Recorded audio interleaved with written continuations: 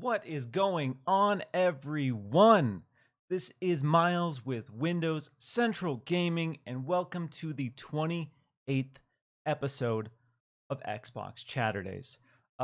It's going to be a good show. Tomorrow is a very exciting day if you're someone in the Xbox community, if you're passionate about Xbox, if you love gaming in general. The big Xbox and Bethesda showcase is officially kicking off tomorrow. So we're going to be talking about that, our hopes, expectations for that show. We're going to be talking about Elden Ring gameplay finally being revealed after 2 years of anticipation and wild Reddit theories. And we're going to be talking about all of the Xbox acquisition rumors that are running wild right now. There's been a lot of kind of heat and intensity surrounding acquisitions in the last couple days. So we're going to talk about the big five that are rumored to be making the rounds right now. But huge shout out to everyone tuning in. I'm excited to spend some time with you. This is going to be a very community-centric episode. So the guest today is just me and you. We're gonna bond. We're gonna share a connection, and we're gonna talk about Xbox, and we're gonna talk about gaming, and we're gonna be talking about some of the games we've seen so far, kind of kicking off E3. So I'm excited. I'm super excited to be hanging with you all, and some quick housekeeping before we get into the show. As I mentioned last week, we have kicked off the Windows Central Discord in a big way. Tons of people have joined that. Ton of fun. We have a little gaming subsection in there with a lot of awesome people. So if you're interested in joining that, I'm going to be putting a link in the description of this video for the VOD once the stream ends, and that'll be active for about 7 days. So anyone watching the show, anyone watching the video who is interested in joining the Windows Central Discord, boom, gonna drop that in there for you as a little pre-Xbox E3 treat. Quick shout out to the 100 people rocking with us already. I see Jay Corden in here. I see Asa from Game On Daily. I see Mr. Joanna Dark, Lucas Bob, so many awesome people. And yeah, I want to take a second to say thanks to everyone tuning in. Thanks to everyone who consistently tunes in. We did the Summer Game Fest kind of live reaction stream a couple days ago on Thursday. Had a really good turnout for that. I was kind of surprised. I wasn't really sure what to expect because we hadn't really dabbled in that format before. But yeah, we had almost 300 people rocking with us for that most of the time, despite the fact that there were some definite lulls in the Summer Game Fest kickoff. Shout out to Weezer for amping it up a little bit there, but yeah, just really grateful and really excited to get to hang out with everybody here. So I see Mr. Joanna Dark already coming in hot with a super chat before the show even went live. Absolute legend out here. So I'm going to get to that real quick first. And this kind of ties into one of the big things I want to talk about probably first, and that's the Elden Ring gameplay reveal. If you were watching my stream on the Summer Game Fest kickoff live, you saw my reactions. You saw the tears of joy streaming down my face. It was a very emotional situation. And as a big Souls stan, as a big From Software simp, it was so good and so cool to see gameplay finally. And yeah, January, guys. I wasn't sure if we were going to see a game or a release date. And I definitely wasn't expecting January, because the assumption from some people, myself included, was maybe March. Maybe they were targeting March, but they were unsure if they were going to be able to hit that. But they're saying January 21st for Elden Ring, and whoo, I'm ready. So let me get to the super chat from Mr. Joanna Dark real quick. With Souls games being niche, why hasn't From Software incorporated something similar to Dragon's Dogma's NPC system to make the game more accessible and help with the difficulty? Elden Ring, let's go. And to that, Mr. Joanna Dark, I say get good. Sorry, bro. No, that is an interesting point. I thought the NPC system, the pawn system for Dragon's Dogma was really interesting. It was a really cool kind of way to, if you didn't have a group of friends, to make the difficulty of that game a little less by having some kind of AI co-op companions. And with Elden Ring in the trailer, they have kind of confirmed the classic, more or less Souls system. They had the Blue Phantom show up that got summoned. So it's nice that that's confirmed. There were a lot of rumors and speculation with Elden Ring that it was going to be co-op, it was going to have the horseback riding. So a lot of the elements that have been rumored and kind of leaked for a while turned out to be 100% accurate. So I'm stoked that co-op is confirmed, because as much as I love Sekiro, that game is incredible, an absolute masterpiece, maybe one of the best games From Software has ever made. It didn't have co-op, and it didn't have the customization of the classic Dark Souls formula. So those were the only areas that I kind of knocked it. So to see that come back in Elden Ring, and to see Elden Ring be as big as it is, I'm ready. I'm so ready. But yeah, accessibility is a big debate with Dark Souls games right now. There's the people who say, why isn't there an easy mode? I want an easy mode. I want to experience these worlds. I want to play these games, but they're hard. They're really, really hard, and I understand that. So I'm not someone in the camp of, this is the developer's vision. Don't you dare alter it in any way ever. Don't you dare do that. I get people's want and desire for an easy mode. To me, if they decided to add that, it wouldn't really bother me. At the same time, if it's something that they don't really want to do, or it's more work, I'm also not going to fault them for not doing it. Because it's kind of nice to have that immersion for me personally, where you don't select any difficulty. You start the game, and this is the game. You don't have to worry about changing a lot of options. You don't have to worry about selecting a difficulty, because it's always a weird dilemma when I boot up a game and I see like 5 difficulty options. I'm like, what do I want? Do I want normal, what they consider to be the default experience? Is that going to be too easy? Is that going to be too hard? Like, am I going to rob myself of a challenge if I keep it on normal? So there's always this dilemma when I see a huge list of difficulties. So one thing I appreciate about the Souls games and From Software games is you don't get that option. You start the game and that's what it is, and that's the intended experience. So yes, it's hotly debated. Accessibility is a big deal. So yeah, let me know what your guys' thoughts are on that. Because yeah, there's a lot of people who are 100% anti easy mode with From Software games, and I'm definitely not in that camp. Oh, I got a brutal itch in my nose. And then yes, what else? We got Brian Hopkins with a super chat as well. Hey Miles, hope all is well. With talk of possible acquisition of Avalanche Studios, it got me thinking. Do you think we could see a Mad Max 2? Thanks. Keep up the great coverage. Okay, Brian, appreciate that. Really do. I'm going to retouch on this later on in the show when we start talking about the acquisitions. So for now, I don't necessarily think we'll see a Mad Max 2 per se, but we'll talk a lot more about Avalanche and all the acquisitions a little bit later on. So yeah, let's talk a little bit about Summer Game Fest. So as I said, I was doing a live stream, so I was hanging out with a lot of people in the community. We got to see a lot of fun stuff. There were some people as the stream progressed. It started off pretty strong, I thought. I thought Jeff and the pacing of the first bit of the Summer Game Fest kickoff live was pretty impressive. Had a good streak of interesting games, big reveals, some celebrity cameos. And then, probably about an hour in, momentum really started to shift. And we started to see skin reveals. We started to see Overwatch character models just kind of slowly rotating. And they were talking about the new hair and texture shaders that they're using for Overwatch 2. And there was a lot of segments that, in my opinion, kind of tanked the momentum of that show.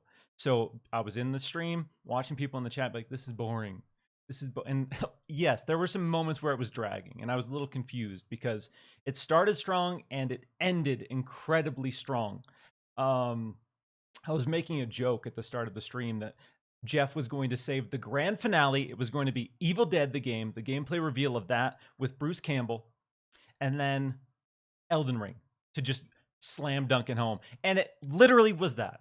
Jeff catered the finale of Summer Game Fest to me personally as an individual. And so for that, I have to give him all the props in the world. I couldn't believe it.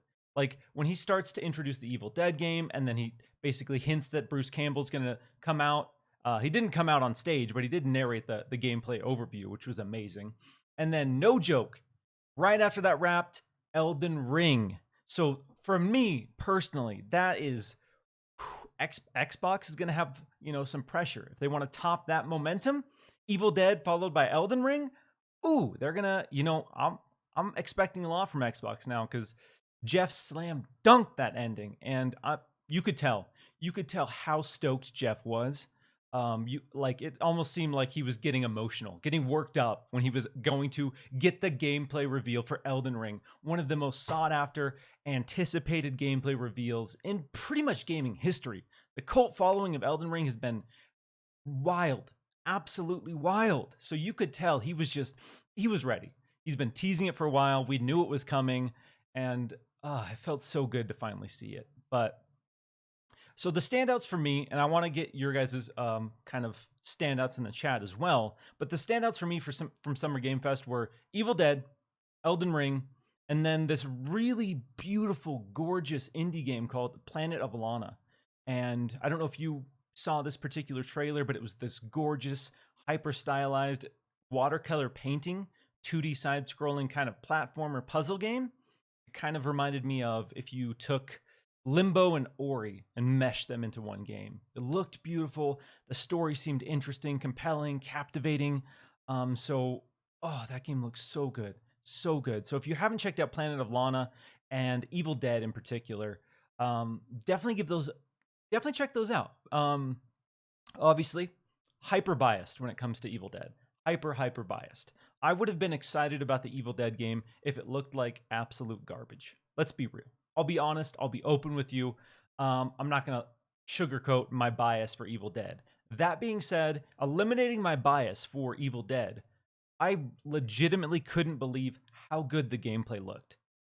The character models, the environments, even just the fundamental movement of the characters looked so good. I really genuinely couldn't believe that this small team was delivering on that level with this Evil Dead game. And I understand kind of why Jeff has been a big champion of the Evil Dead game. I imagine Jeff, like myself, has an extreme bias for horror. So that's probably part of it. But at the same time, what they showed of the Evil Dead game has me really excited because, like I said, I would have played a trash Evil Dead game. I probably would have liked a trash Evil Dead game. But now I live in a world where there's a possibility I get to play a really, really good Evil Dead game. And that has me excited. Oh yeah, so looking through the chat here about some other standouts from people. Coffee Jesus says Sable. Yes, Sable looks gorgeous. When we were doing the live stream, I was talking about how cell shading, when that's done right, can look really, really good. And Sable looks really, really good. So that was another beautiful, beautiful standout.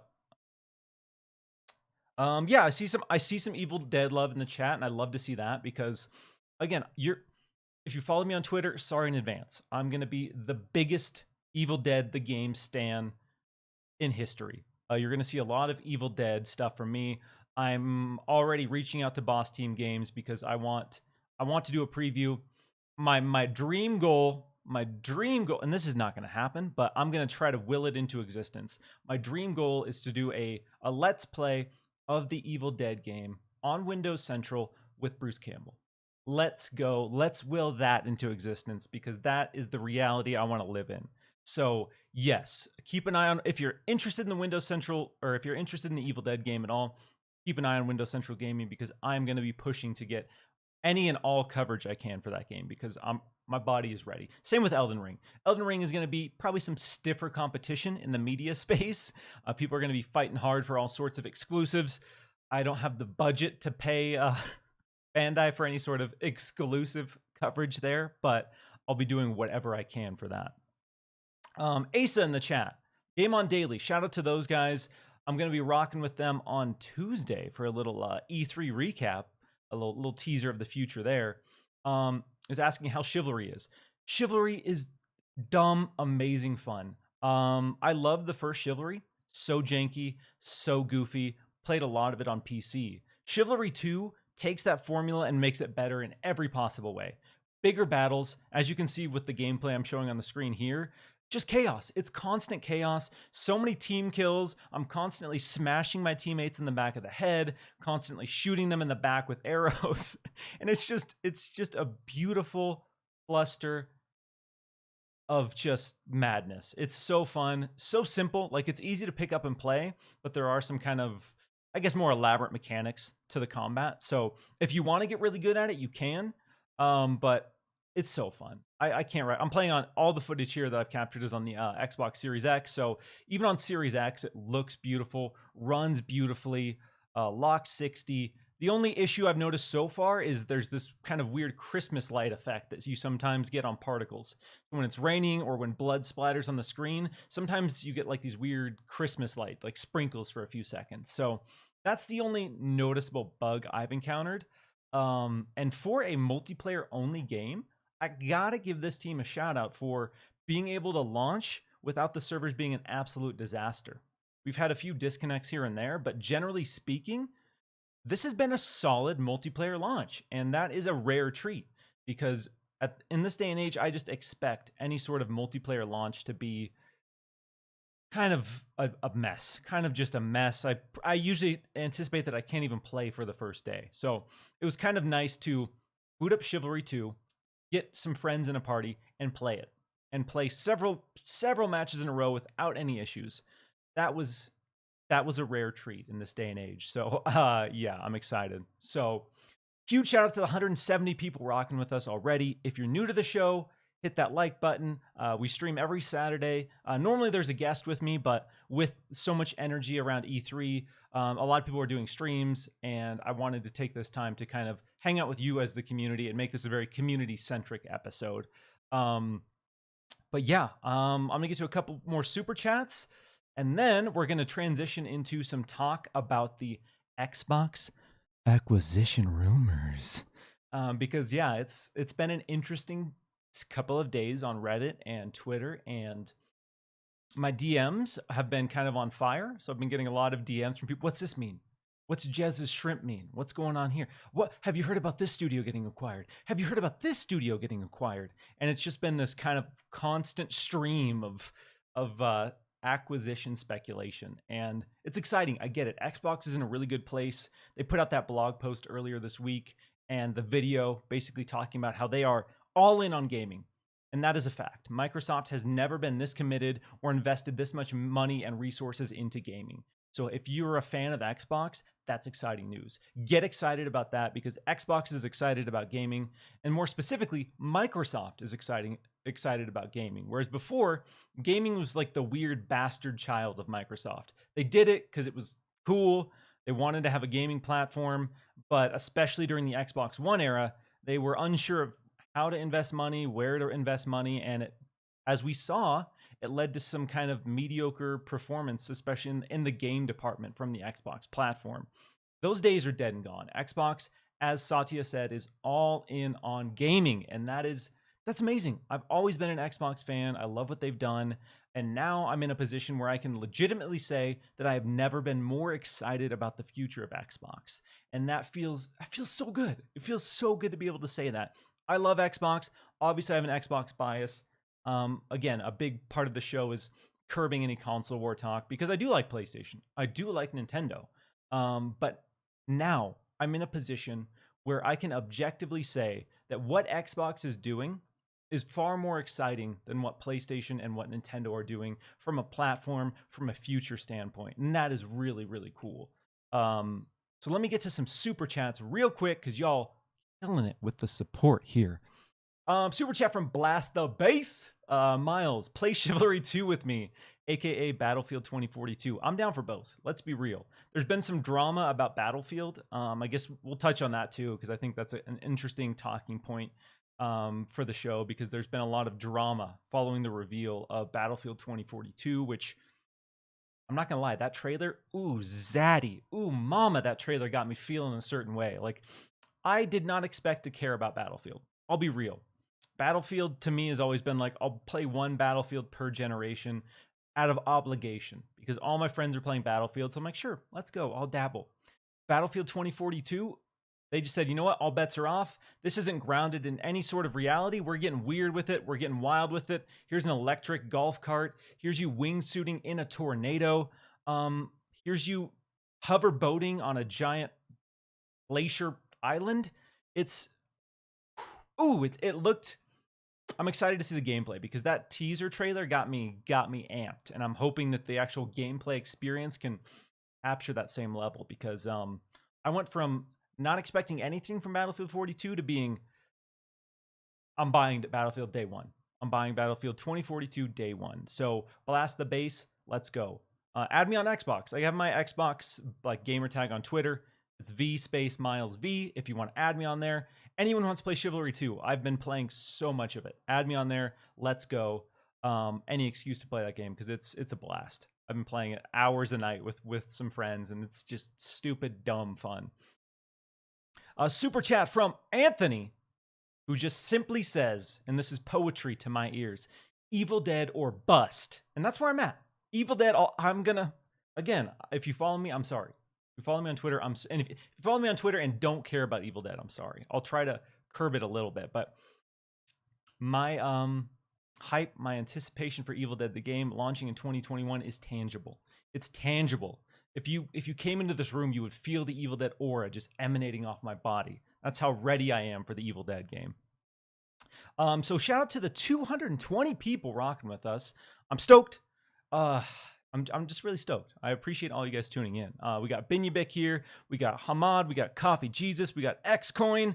Let me make sure I'm not missing any questions here in the chat. Because again, this is a very community centric. So I'm going to get super chats, obviously, because those are just easier for me to see. But I'm also going to do my best to kind of moderate the chat and take some questions from you here. So let me make sure I'm not missing it. Raphael says, and you do like cattle decapitation. Miles, my hero. Yes, I'm a big death metal guy. I know I'm very nice. I'm a very nice, chill guy. But I love some brutal death metal. I'll be honest. Cattle Decapitation, one of my all-time favorite death metal bands. Beautiful and brutal at the same time. Again, not everyone is into death metal. I get it, so I'm not going to go on a death metal rant. But yes, Cattle Decapitation. Let's go. Let's go. Okay. I see some questions about Battlefield. So, okay. I guess before we get into the studio acquisition talk, I'll transition into Battlefield since it got brought up in the super chat. So we had the Battlefield reveal. After the Battlefield reveal, which had a lot of people very excited about what they were showing, they came out and they basically said that Battlefield is going to be a multiplayer only game. There's no campaign. Battlefield 2042 will not launch with a single player campaign of any kind. This will be a multiplayer only game. So I really want to get your guys' input on this because I'll tell you my stance, and this isn't to downplay what some of you feel and the outrage I saw on Twitter. Because if you love the single player campaigns and that's a big reason you buy these games, I get that. I totally get that. I totally get that to you seems like they are taking content out of the game and charging this time around more. If you want to play the Xbox Series X or PS5 version of Battlefield 2042. You're paying $70. So we kind of knew this was coming. We knew more and more third-party publishers especially were going to start kind of pumping those numbers up. But now we have a multiplayer-only game, no single-player, launching in an era where games like Halo Infinite, for example, free to play for its multiplayer. So Halo Infinite is like, hey, anyone can play our multiplayer suite. It's going to be huge. It's going to be expansive. We're going to support it long term. And there's no barrier to entry here. It's a free to play game. And then we have Battlefield 2042 on the polar opposite end of the spectrum saying, we have a multiplayer only game, no campaign whatsoever. We are going to charge you $70 for entry, and we are going to have a year one pass for this game. So if you want all of the content for season one of Battlefield 24, year one of Battlefield 2042, you're looking at $100 US, which I've been talking to a lot of people who don't live in the US, and that amount is not equal. So some people are paying the $70 price tag in the US that we're seeing here. For some people, that equates to $100 where they're from. So imagine in the US paying $100 for Battlefield 2042, a multiplayer only game in the year of our Lord 2021. Imagine that. Because that's a tough sell. That's a really tough sell for some people, and I get that. So that's why I understand kind of the intensity and the outcries from the community when it comes to there's no single player. Like Halo, again, Halo's in the polar opposite camp. Their multiplayer's free, but they're charging you essentially full price if you're not in Xbox Game Pass for just the campaign. So that's another interesting dynamic to think about as well. So those two completely opposite examples. And It's interesting. So I'll tell you where I stand, and I want to hear from you. Um, I have never beaten a Battlefield campaign in my life. I have never played a Battlefield campaign for more than 30 minutes in my life. So for me, this wasn't necessarily a deal breaker at all. When they said there was no campaign, I was like, okay, that's kind of a bummer.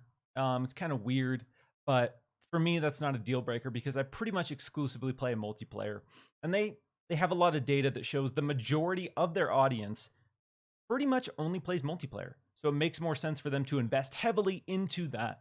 But again, I'm not downplaying the people who are upset by the lack of single player because they are charging more. And I want to have another conversation with you about why the Xbox Series X and PS5 versions are $10 more than the PC version. When they advertised and basically gave us all of the kind of press details about Battlefield 2042, they said the Xbox One and PS4 versions will have half the player count. 64 players versus 128 on Series X and PS5 and PC. So Series X, PS5, and PC were all bundled in the same tier of features and kind of expectations for the gameplay experience.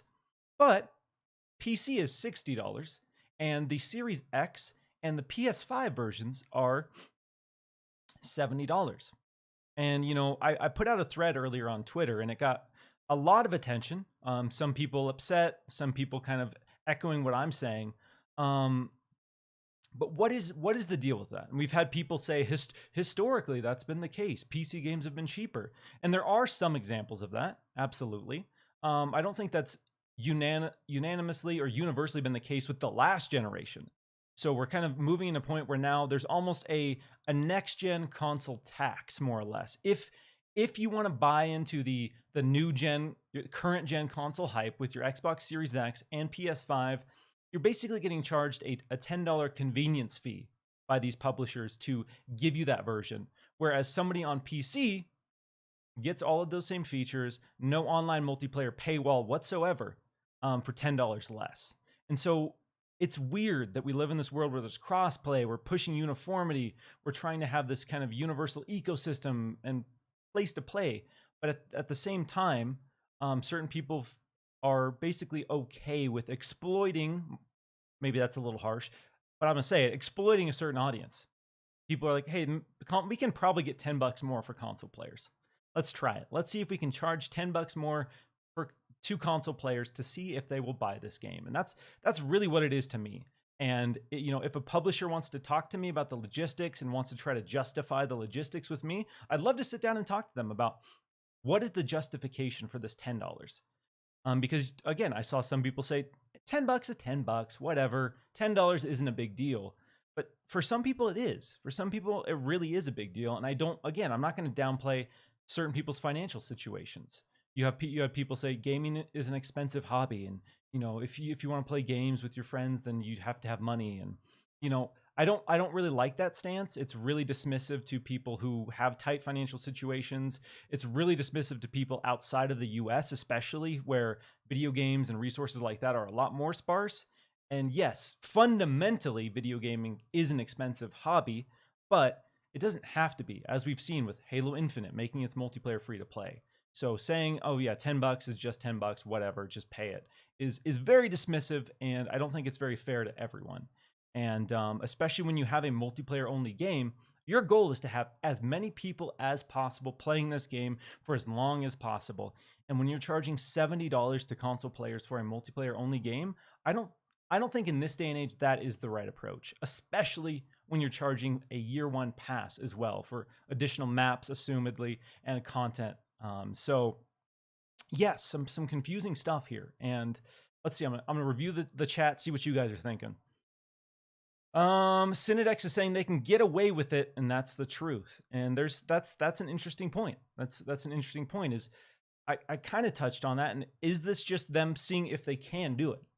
Because if they can justify to me, if they can give me a document showing this is how much more it costs to give you a Series X version or a PS5 version compared to the PC version, and that's why we have to charge $10 more. Okay, maybe we can have a little more nuance to this discussion. But for now, I just see this as a publisher cashing in on new console hype. Like, hey, people have new consoles. They want to play new games. They want to play the new Battlefield on their new consoles. So they'll pay $10. We're going to just sneak that in. Whereas they have to fight harder maybe to get PC players to play it. And yeah, it's interesting to me. It's really interesting to me. All right, making sure I didn't miss anything here. Appreciate y'all dropping questions, dropping comments. Yeah, Jared Beasley is saying for $70, it better come with free map pack updates. And that's what I'm unsure of. I do personally need to do a little more digging because I saw a year one pass, which to me implies that a lot of the new content will be locked behind this year one pass, as we've seen with like Rainbow Six Siege. They do a lot of those passes, and that locks a lot of core content behind these seasonal passes. So yes, Battlefield's $70 and it has a year one pass. So that makes me think, no, you're probably not going to get all of the big content modes, maps for free. You're probably going to have to be paying additional money, which in this day and age is a little antiquated in my opinion. Because again, if you have a multiplayer, as we've seen with Fortnite, I don't really care that much about Fortnite. It's fun. I played it for a bit, but what Fortnite has done for multiplayer is huge. They have said, like, if we put this everywhere, more people are going to play it, and we can prove to you that that is how you make the biggest game ever. And Fortnite for multiplayer for a stretch in time was the biggest thing on the block by a lot. And so it's weird that Battlefield is saying, we're going to ignore the success of Fortnite completely, and we're going to go to old-fashioned, we're talking Call of Duty Modern Warfare 1, Gears of War 1 and 2, where we release this base game and we charge you per map. You want to play the new map? $5. You want to get a 3-pack of maps? $15. So it's old. It's like a decade or more behind the times, in my opinion. Oh, so Abstract, sorry. Abstract is asking if we're going to see a new Viva Pinata. I hope so. I love Viva Pinata. I honestly haven't heard anything about a Viva Pinata game being made. Xbox has the IP. I think in this day and age, you could do some really cool stuff, especially with multiplayer, and it's making it like this more community-focused thing. Like looking at Stardew Valley, for example. If you can give us like a 4-player co-op, give us one shared farm where each of us has their own plot of land for Viva Pinata, and we can crossbreed our pinatas and give me something like that. I would be so into that because I love Viva Pinata. I love the concept of it. It was such a cool, quirky little game. And Rare is really good at making those. And I understand Rare's push right now to have these big kind of innovative projects. Sea of Thieves being one, Everwild being their next one. So it doesn't seem like Rare is interested currently in going back to existing IP. That being said, they're not, as we saw with Battletoads, they're not opposed to someone else coming in and taking a crack at their IP. So I would love to see somebody come in and do something with Viva Pinata. Let's go. It's time. There's so many amazing IP just sitting dormant. And the more studios that Xbox acquires, the more possibilities we have to see those come back, y'all. And that's going to segue into our next topic here. Xbox acquisition rumors. So right now there's the big 5. There are 5 big rumors going around about what are the next studios that Xbox is going to add to the Xbox Game Studios family.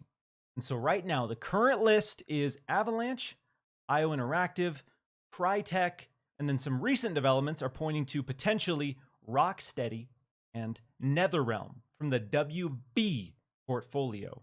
So yeah, that would be hype. That would be megaton super hype if Xbox was like, hey, we have all 5 of these teams. Let's go. Here are 5 new exclusive IP they're working on. Let's go. There would be so much energy and excitement around that. I get that. So that's why a lot of the conversations are really amped up and hyped up right now, is because people want that. People want Xbox to come in, slam dunk some studio announcements and get people hyped up. So let me touch on the WB stuff first, because the Rocksteady and NetherRealm acquisitions are especially interesting to me, because when the rumors first started circulating that WB was selling and Microsoft was potentially in talks to buy WB, my thought was, that doesn't seem like a good get.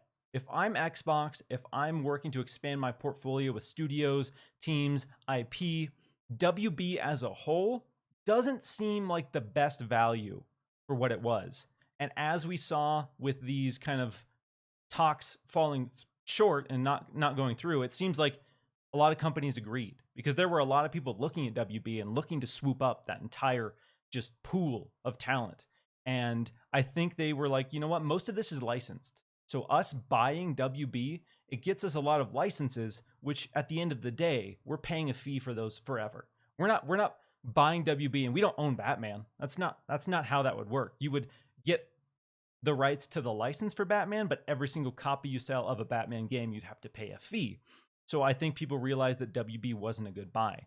So when those rumors started circulating, that was my thought. I was like, why would Xbox buy all of WB? If I was Xbox, what I would do is I would try to get Rocksteady and NetherRealm. And I'm not exaggerating when I tell you that those were the two teams that I said Xbox should get. If they are trying to expand Xbox Game Studios in a big way and they are interested in the talent pool of WB, NetherRealm, Rocksteady are the gets. Those are the ones you push for. Those are the ones you fight for. And so when everything fell through, I said the exact same thing. I said, the sale didn't go through because there wasn't a lot of value there.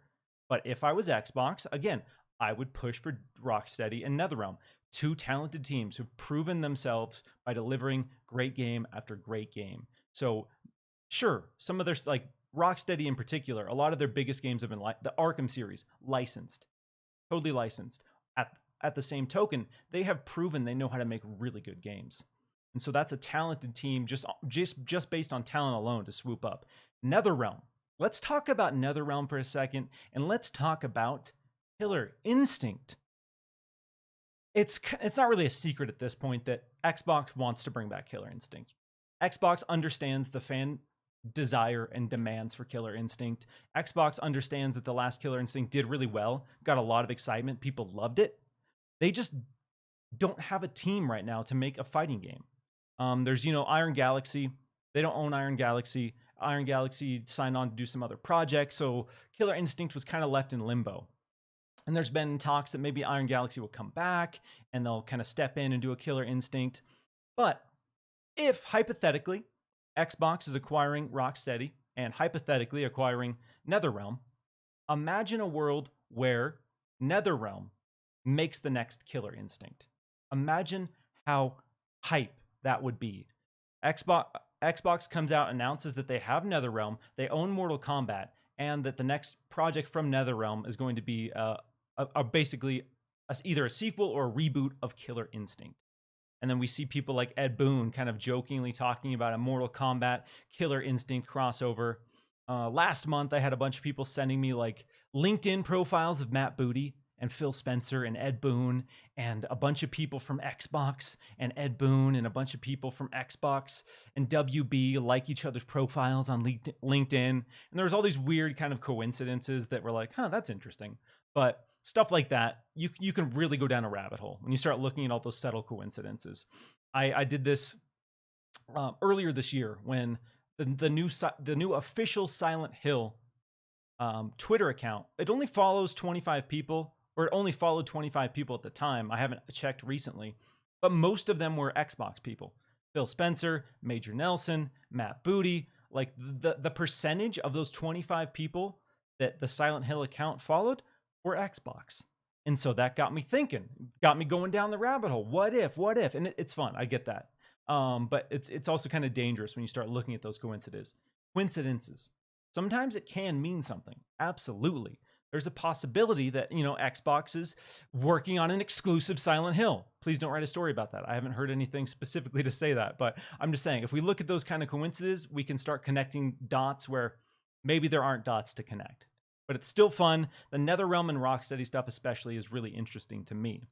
With the kind of turmoil that WB is in, with them kind of restructuring, trying to figure out the value of WB, I think it's more likely than ever that certain pieces of WB get sold off. So I could see a world where certain studios like NetherRealm and WB get sold off individually, as opposed to them trying to sell all of WB gaming as a whole.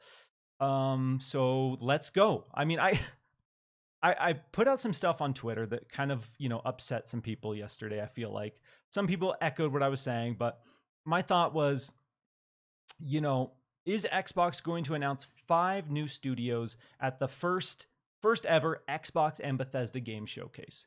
Does that make sense? They are still trying to work on the messaging of Bethesda being a part of Xbox to the general public. Everyone in this chat, I'm sure, gets it. I get it. We know what the future of Bethesda with Xbox is going to look like. But I'm saying, as a wide appeal, like the general person who's not necessarily as invested into gaming conversations, discourse, watching the blogs from Xbox, they probably don't really even know about Bethesda yet. And if they do, it's probably cursory, because I still see people asking whether or not Indiana Jones, whether or not Starfield are going to be multi-platform. And Xbox hasn't done a good enough job for the general public to nail that messaging yet, in my opinion. So I personally think it would be a little weird if Xbox at this games showcase, this Xbox and Bethesda games showcase, quotes, all quotes there, said, hey, we have Bethesda here. You haven't really seen anything that Bethesda's doing yet, but here, by the way, here's 5 new teams. So Xbox, it just has teams on teams on teams, but we haven't seen what most of these teams are working on games wise, where if they, staggered that out, they could control the messaging more. So let's talk about some of the other hypothetical acquisitions here, because it's fun. I get why people are so ravenous to talk about these things, because it is fun. Because like we talked about earlier, Xbox has more momentum and more energy than they've ever had before, and it's exciting. It's super exciting. Xbox is in a really good place. So let's talk about some other hypotheticals. The big 2 that I really want to talk about are Avalanche and IO Interactive. So let's talk about these hypothetical acquisitions here. So in our E3 predictions expectations video, we talked about how we are expecting to see Project Typhoon, which we've been teasing and talking about for a good while now. It's been out in the open. That Xbox is partnering with a AAA studio to publish an exclusive Xbox game that's this open world kind of crime co-op game, and the rumor has been that it's Avalanche doing this. So let's say, hypothetically, Avalanche reveals this big co-op exclusive for Xbox. I think if you're doing that at the Xbox Game Showcase, that is one time where it would make sense to be like, check out this amazing new IP from an incredibly talented AAA developer with a long track record of making incredible open world games. They show Project Typhoon. Everyone's like, this looks amazing. This is huge. This is ambitious. I can't wait to play this. They're like, hey, this is an Xbox exclusive. And by the way, Avalanche is now part of Xbox Game Studios. I think that would be perfect messaging. I think that would be a great way to do it if they were ready to do that. Show the game, get people excited, and then at the tail end of that, be like, guess what? You want to play this game? They're part of Xbox now. You got to buy into the Xbox ecosystem. We know this game looks dope. That's why we wanted this team to make this game, because we knew it was going to be rad. And now they are part of Xbox Game Studios. Let us go. So that would be one situation where I see an acquisition being announced. I personally think that would be a really hype way to show Xbox is invested and committed to expanding Xbox Game Studios, and to give you a tangible showcase of what that means for Xbox Game Studios. Because as much as us invested into the community want to see those acquisitions, the general public wants to see the games. And so for the general public, I don't think it's that interesting if you just have a list like, hey, these teams are part of Xbox at E3. I don't think necessarily that's the most hype thing you could do at E3 for the average person. For us invested in Xbox and who knows what that means for the future of Xbox, yes, that would be super hype and that would be super exciting. But Xbox is coming off the back of the Xbox Game Showcase in July of last year, where they got panned hard for not having gameplay. Everyone complained. Everyone complained about the lack of gameplay, and there was still the narrative that Xbox has no games, or now all Xbox games are like 4 or 5 years away. And they really need to get in front of that and start changing that narrative as well. So saying that you bought more studios doesn't fix that in my eyes. And I think Xbox understands that. And so I don't think Xbox wants the focus of their Xbox game showcase tomorrow to be acquisitions. I think they want the focus to be like, hey, these are the games that you're going to be able to play within the next year. Here are the games you're going to play in the next year to a year and a half. Get excited because these are Xbox exclusives and these are coming pretty soon. So get hyped. Here's a small glimpse into the future. And I think that's better messaging for this particular showcase when they're coming off the back of the Series X launch, which didn't have a single big first-party exclusive. And as much as I love Xbox, as much as I think the Series X is a phenomenal machine, and I absolutely love what they're doing with the ecosystem, they really did launch a new system without any big first-party exclusives. And that is, for people outside of the hardcore Xbox space, that's a legit criticism. And so Xbox needs to correct that. And saying you're buying studios, again, in my eyes, does not necessarily correct that. Quick shout out to the 320 people rocking with us. Dang, I'm excited. This is a community centric episode. So the more people we have in here, the more fun this is going to be. So if you're digging the video, like it, share it out. Let's see how big we can get this party going. But I appreciate all of you hanging out with me in here. So let me catch up on the chat here and see if there's any questions I'm missing, any comments that are worth pointing out here. See some people commenting on the death metal stuff. Yes, love to see it. We got Zeus saying Starfield exclusive, just wait for tomorrow. That is one thing I'm kind of expecting. Yes, I'm expecting them to show us the first gameplay slice of Starfield, get people excited. People are like, yes, I want to play this. This looks amazing. This looks huge. This is what I've been wanting from a Bethesda game. And then I want them to be like, Xbox exclusive. You want to play this? You better either buy an Xbox, buy it on PC, or you better get yourself Game Pass, because this is not coming anywhere else. And that's what I'm expecting. They understand what they need to do with Bethesda at this showcase when it comes to making sure that the general public, again, not us, we get it. We understand what the future looks like. We get it. But the general public needs to know that if you want to play the biggest and best Bethesda games, you're going to need to buy into Xbox. And that's just the way it is. We're in a situation where Xbox and PlayStation are going hard on exclusives, and it might suck for some people, because I think the reality is I think exclusives are going to be a bigger thing than they ever have. Whether it be third party, whether it be first party, I think we're going to see more exclusives than we ever have in gaming history from these companies, because they are all fighting to get you into their ecosystem. They're battling each other. They're going to be making big plays and big gets to make sure that you have a PlayStation, or you have an Xbox, or you're bought into the Xbox ecosystem. We're hearing rumblings that Bioshock 4, that's a huge deal. People are stoked. Xbox people are stoked for Bioshock 4. There's no scenario where Bioshock 4 is released and people who have played the first three are going to ignore it because it might be a PlayStation exclusive.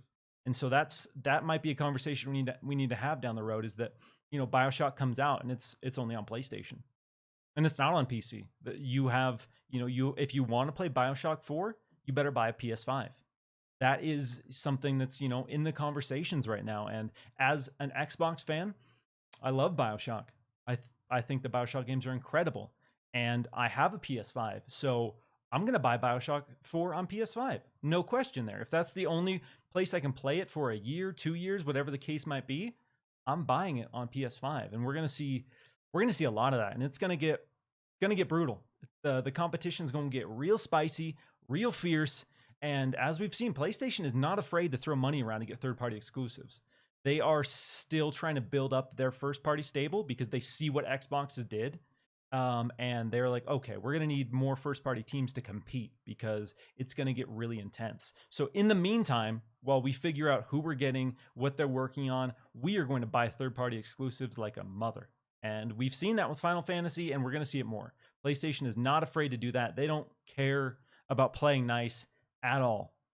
PlayStation is dead set on maintaining their position as the market leader in the gaming space. And they are going to do whatever the hell they need to do, and it's going to get probably ugly. Probably going to get pretty ugly But also, if you're into that kind of competition, Xbox isn't going to sit back and just watch it happen. So Xbox, on the surface, they're playing nice, they're friendly, they're your gaming buddy, and they want you to buy into the Xbox ecosystem because video games are fun and they love gaming. But then behind the scenes, they're making huge deals, and they are talking about, like, how do we take away the market share from Sony?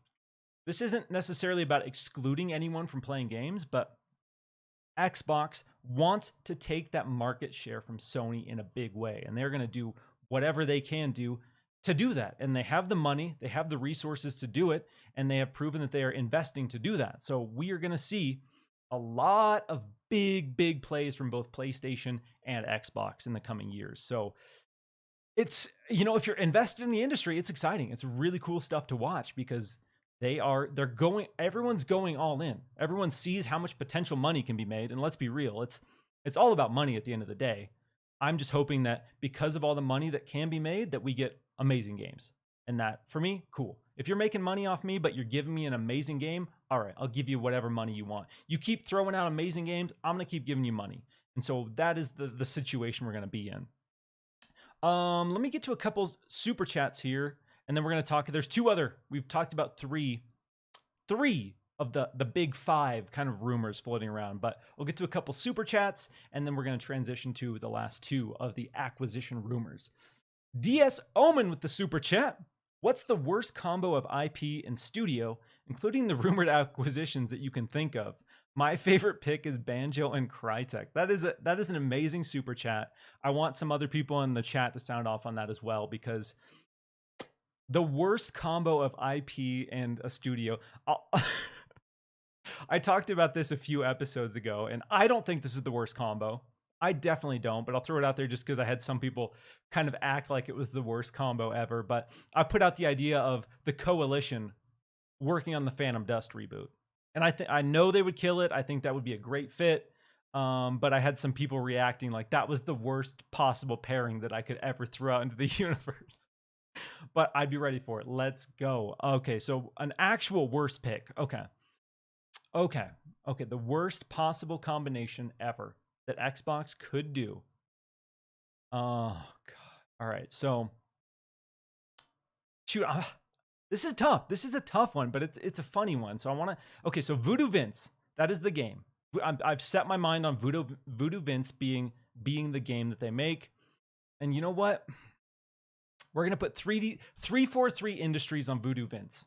That is it. I think that's the worst combo of IP and studio that Xbox could do. Maybe Blinks. Maybe 343 Industries makes Blinks the Time Sweeper reboot. I think that's maybe the worst thing that Xbox could do ever. All right, one more super chat here, but I'm definitely excited to see what you guys have for that one. Aaron J94 says the issue with BioShock 4 is it's going to be a live service game.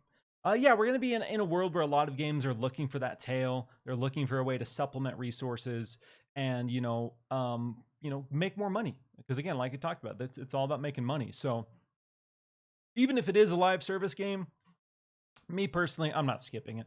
BioShock is an incredible series. They've had a great track record, and it's been a while. So I'd love to see what a fresh take on that world looks like, even if it is maybe a live service game. Okay, here's a good one from HMO Ham. Turn 10 making Doom. Yeah, that's a good one. What else do we got in here? Rare making Halo. Okay, he says Firestar says Rare making Halo might actually be interesting. Yeah, I don't know. Let's go. Dylan Newman says Double Fine and Elden Ring.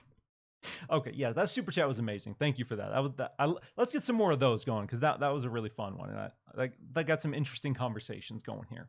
So let's talk about the last two. Let's talk about IO Interactive next, because that's been another big one. So when Xbox put out that blog post this week talking about how they're going all in on gaming, we put out a video over on the Windows Central Gaming channel talking about what this means, and specifically what this might mean for future acquisitions. Because they reiterated that they are taking a disciplined approach to acquisitions, and they are focusing on teams they have a good relationship with and have a history of making new IP. or new ideas. Sorry. So again, with all the acquisition stuff going around, I wanted to be very particular on how I worded that and how I approached this conversation. So in the video, I talked about IO Interactive specifically, and I talked about Avalanche specifically because let's look at it.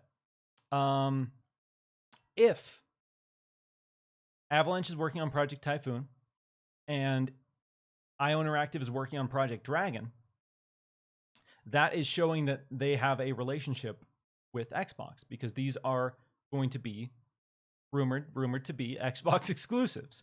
So that is a good foundation for a potential team that Xbox would maybe want to acquire. Maybe Xbox knows that these games are going to hit in a really big way, wants to lock them down ahead of time, or maybe Xbox is waiting to see how these Xbox exclusives are received in the community. And if they do hit, you can bet Microsoft is going to be watching these releases very intently, because they want to see, you know, if we add Avalanche to the team, if we add IO Interactive to the team, is this going to add value to Xbox Game Pass? Are people going to play these games? So I see these personally as either a test, or Xbox knows that these are going to hit in a big way and wants to get ahead of that. So when they reveal the game, they can say, hey, look at this amazing game that this team is working on. You love this team for Hitman. You love this team for Just Cause. You love this team for Mad Max. They've made some games you love, and here's their new game. And if you love Xbox, you're going to love it, because this is only available on Xbox and they're a part of Xbox Game Studios. So in my eyes, if I'm Xbox, if I'm Microsoft, if I'm Big Papa Phil, that's the messaging I want to get across if I'm going to do this. I don't want to put myself in a situation where I just give you a list of studios that we've acquired. I want to show you what that means for Xbox Game Studios.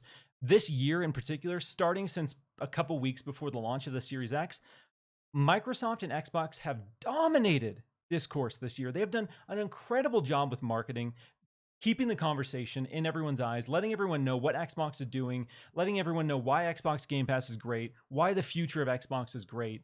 And, you know, dumping all of these releases at one time isn't in line with what they've been doing this year. And that's why I don't think we're necessarily going to get 5 megaton acquisition announcements at this particular games showcase. So I do want to, you know, just let people know that that's where my head is at. And again, I'm not trying to downplay anyone's hype. If you want to be super hyped about the possibilities, do it. It's exciting. Like we talked about earlier, it's an exciting time for Xbox. Nothing is off the table for Xbox. If there's a possibility, if they can do it, if people are interested, Xbox is going to do it. I keep putting this out into the universe. Xbox needs to buy Capcom. You got ZeniMax, Bethesda. The next big publisher Xbox should be gunning for. And if I was Phil Spencer, I would be calling them every single day as Capcom. I'd be saying, hey, what can we do to get you as part of Xbox? Here are all the resources we can have. Here are all the teams we can lend you. Here's all the tech we can lend you. Give us RE Engine, because RE Engine is a phenomenal tool. We want to utilize that. That's who I'm calling. If I'm Big Papa Phil, I'm calling Capcom every single day, and I'm saying, hey, let's do this. Let's make this happen. But again, I don't know that those conversations are happening. I hope they are. They could be. That's the big super hype one I'm personally trying to will into existence. So I'm not trying to downplay anyone's hype. I get it. I get the excitement. I get that you want Xbox to come out and just slam dunk so hard that the world explodes. I understand that. I get the want and for some people the need for Xbox to come out and do that. I just don't think with Xbox's approach this year and what they're trying to do and correct in their narrative right now, that 5 new acquisitions is necessarily the best thing to do at one showcase, with you showing your new acquisition basically for the first time ever. This is the first time we're really going to see what Bethesda joining Xbox Game Studios even means. So it would be weird that before we even have that kind of nuance figured out and that cadence and impact figured out, that they're like, and here's more, and here's more. So we have, you know, again, like some people were, you know, have different takes, and that's fine. This is just a thought and an opinion from me. We're all entitled to an opinion. I'm not saying mine is more valuable than others. I'm just saying, you know, from Xbox's messaging and what they've been trying to do, I don't think that's the best approach per se for this specific showcase. We got the Game Awards. You guys want some hype? You guys want some hype?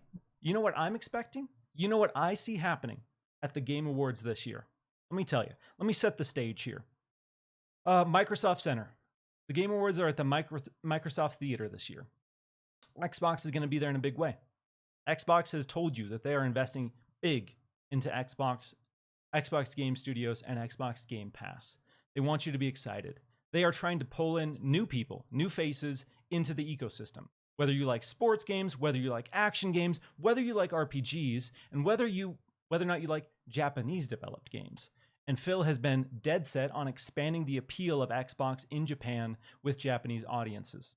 So at the Game Awards, Jeff Keighley brings out his dear friend, Hideo Kojima, onto the stage and says, you know, Kojima, we talked a little bit about this at Summer Game Fest, that you were working on, you know, some new projects. So I think now's a good time to tell the people what you're working on. And so Kojima comes out on stage.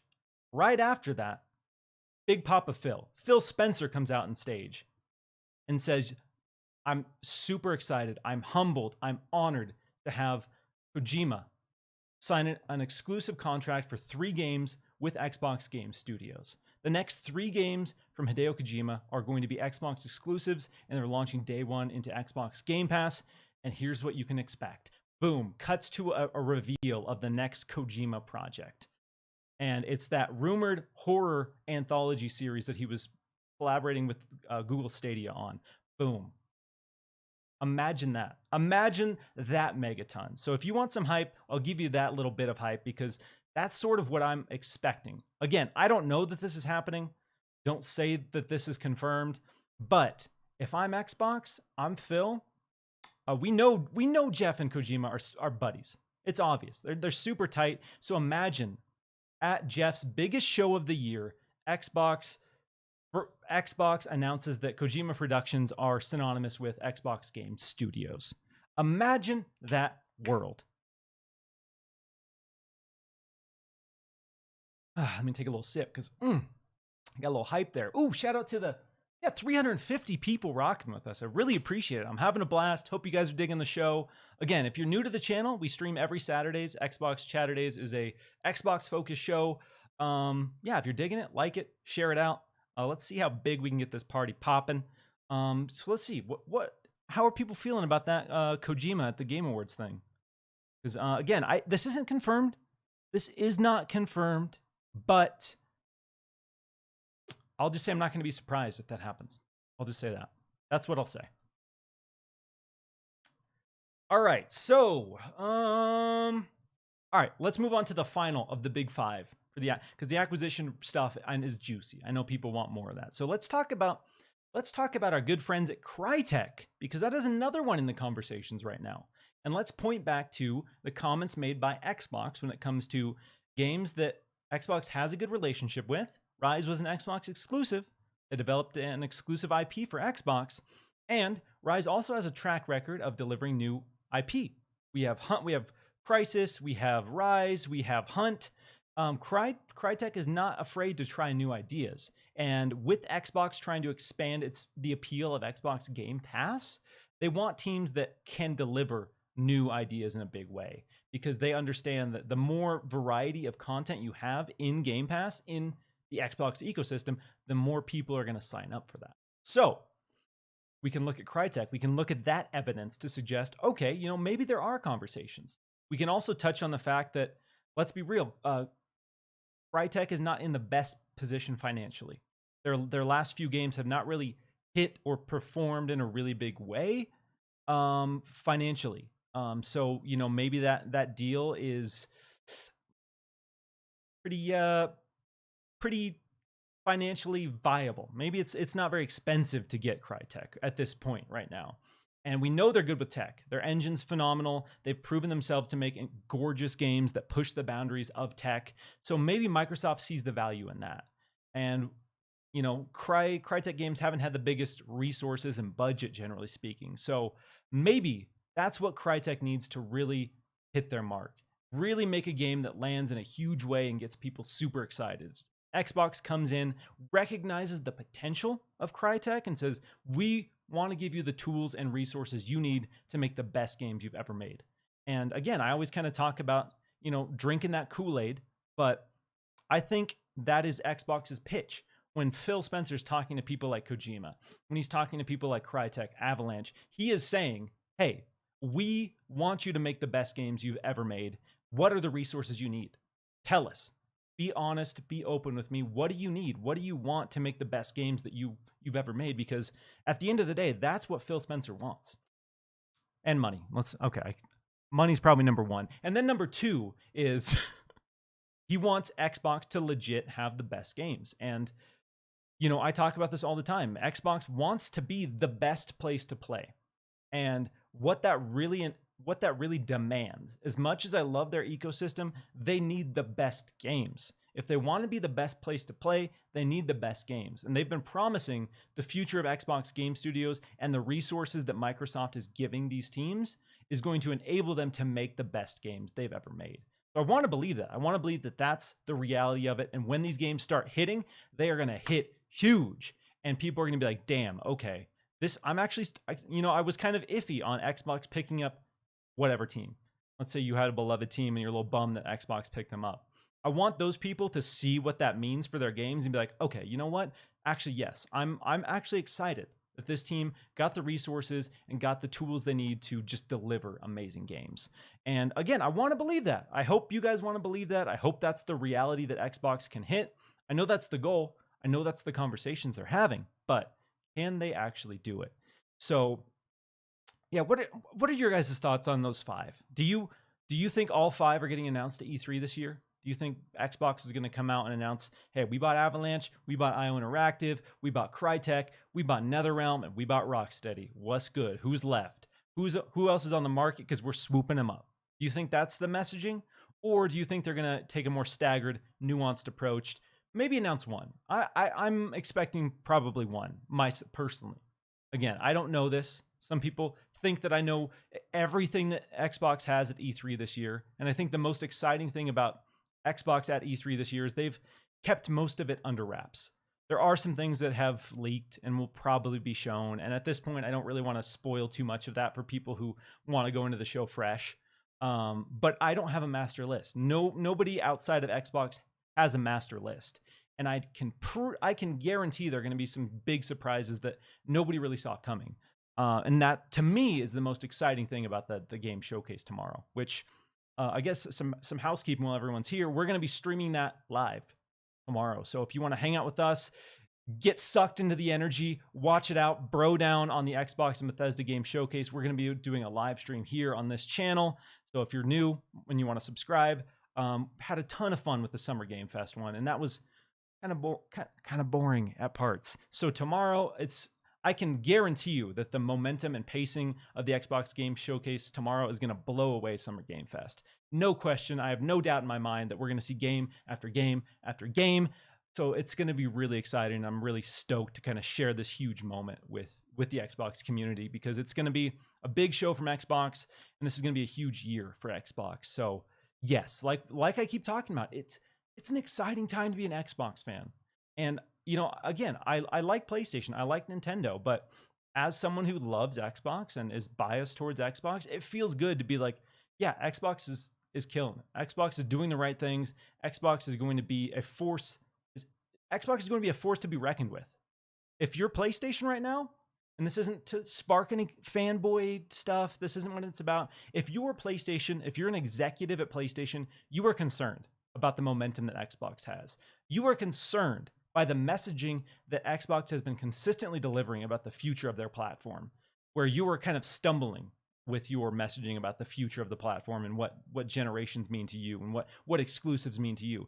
We know what to expect from Xbox. They laid it out open. There was criticism of that. There was critiques of that, but we know what to expect from the future.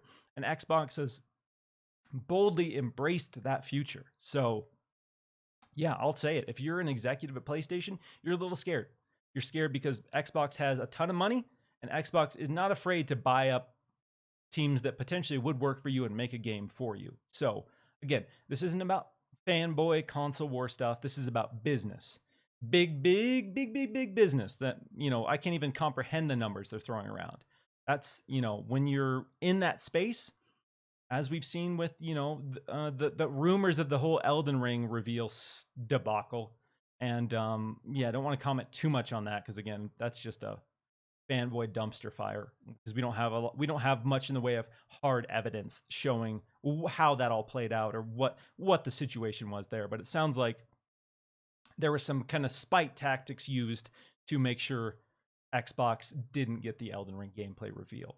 And that's all I'm going to say for now on that one. So let me get to a super chat here from Brian Hopkins. It would make me so happy to see Kojima given carte blanche to do what he wants with his upcoming games. I hope the deal goes through. Yes, Brian, yes.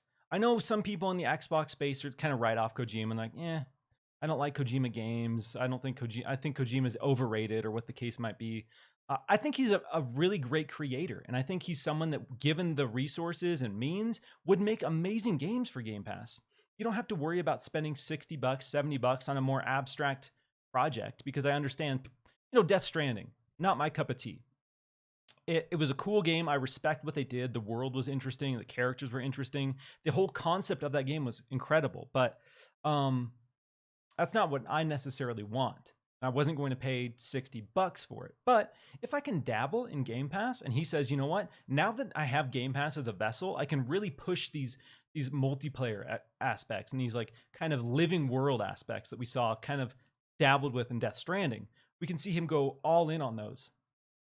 And someone like Kojima is a great creator who has great ideas. And if he can just have the resources and means to do whatever he wants, I'm sure we'll get some cool stuff. It might not be for everyone, and that's okay. You don't have to play every Kojima project, but him and Tim Schafer, I absolutely love those dudes because they want to make weird, abstract ideas, and they're not afraid to do that. And with these resources, I hope that they can do that because I know Tim Schafer's been on record talking about the struggles of being indie, kickstarting games like Psychonauts 2, for example. So yeah, it's nice that they won't really have to stress about that component of it. They won't have to worry about like, are we going to survive? Are we going to have enough money to get by? They can make the games and then Xbox can figure out all the business logistics and all the boring number stuff. So yes, Brian Hopkins, let Kojima be Kojima. Give Kojima a big pile of money to be weird and let's see what happens. Again, we don't all have to play it. I want to live in that world. Dovahkeen89 says, that's what I'm talking about, Miles. Bring the hype. Fire, shrimp, fire, shrimp, fire. Oh my God, the shrimp. Can you believe that what Jez has been teasing with that shrimp? Dude. When I saw him teasing that shrimp, I was like, bro, you're really throwing that out there? You're really putting that energy into the universe? Whew. Big stuff. Big stuff coming in the shrimp world.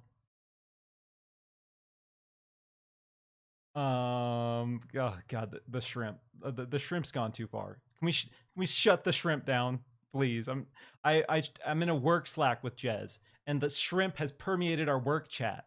So not only do I have to see it in, the live chats of shows on Twitter, but now the sacred work chat has been tainted by shrimp.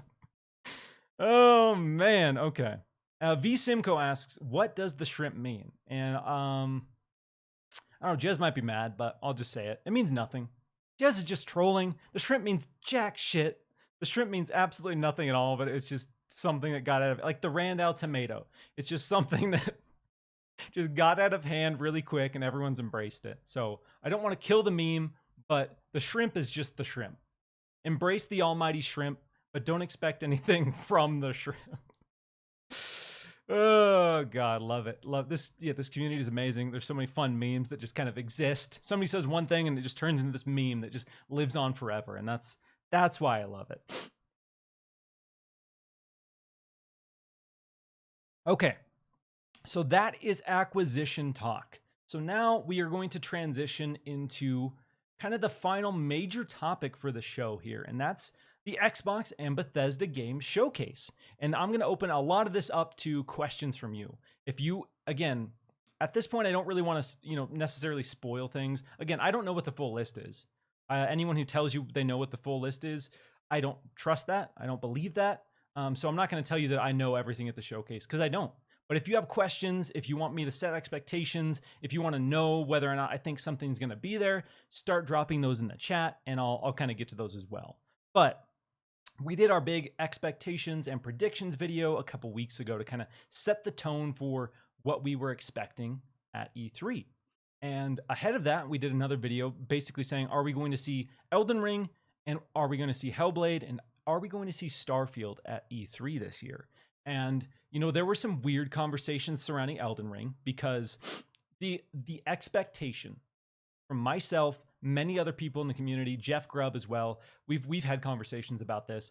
We expected Elden Ring to be at the Xbox stage. There was so much stuff pointing to that. That was the assumption.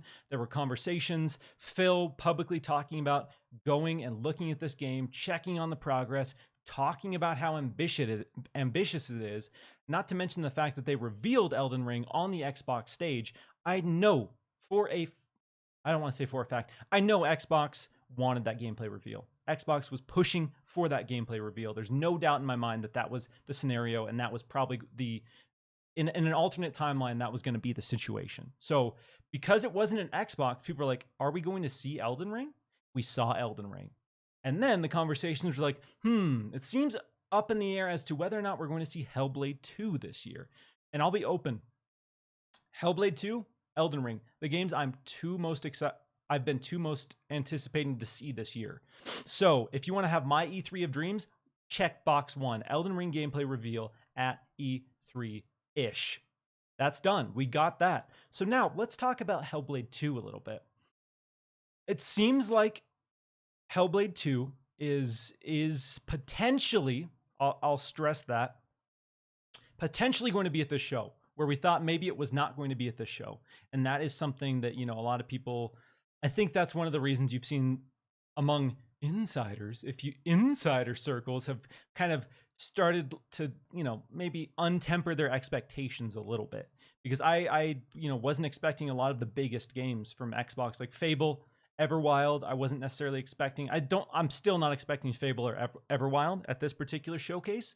But now I'm starting to think there's a real chance that we're going to see something from Hellblade 2. I still don't expect it to be a deep gameplay dive, but it could be a really cool in-engine trailer, giving us a bigger look at the world that we're going to be kind of experiencing. So we could be seeing a cool in-engine trailer from Hellblade 2. Again, this isn't confirmed. I don't know this. It just sounds like now conversations have shifted to Hellblade probably not being there to Hellblade could definitely be there. And that gets me excited. I always talk about how many times I've watched the Hellblade 2 reveal trailer. And at this point, it's probably 100, probably 200 times. I love that trailer. I was so captivated by that world, and I just want to see more. So I'll take anything from Hellblade 2, to be honest with you. To be honest and open, I will take any little nugget of Hellblade 2 that I can get. So for me, if you're someone like me who wants to see more of Hellblade 2, don't completely write it off. Don't be set on it. I wouldn't expect it 100%, but don't completely write it off either. There's a chance we're going to see Hellblade 2. I'll say that.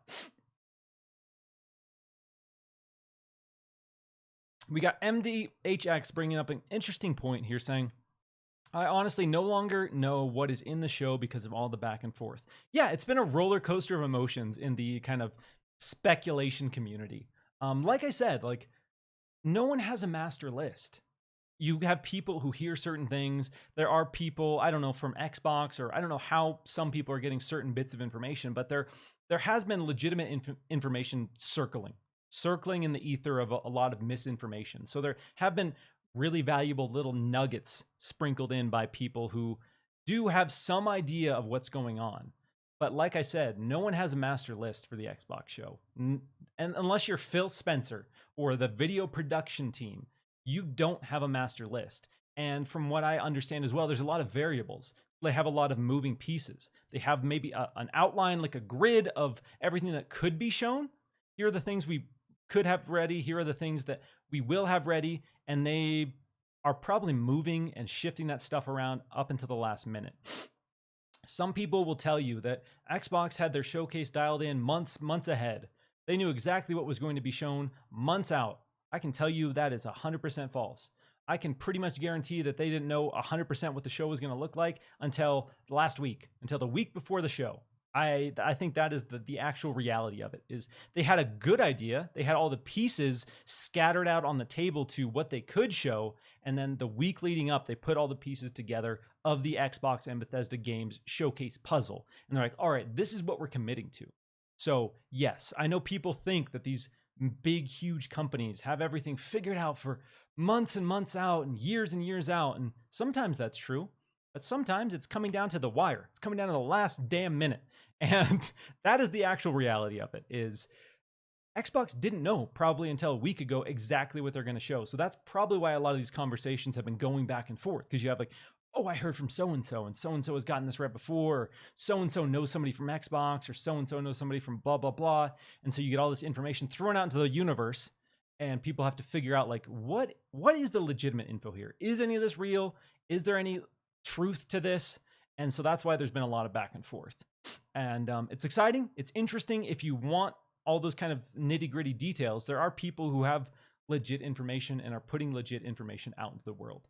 As I talked about earlier with the Elden Ring gameplay reveal, all of the core elements of Elden Ring, the co-op, the horseback riding, the world, the style, that was leaked years ago.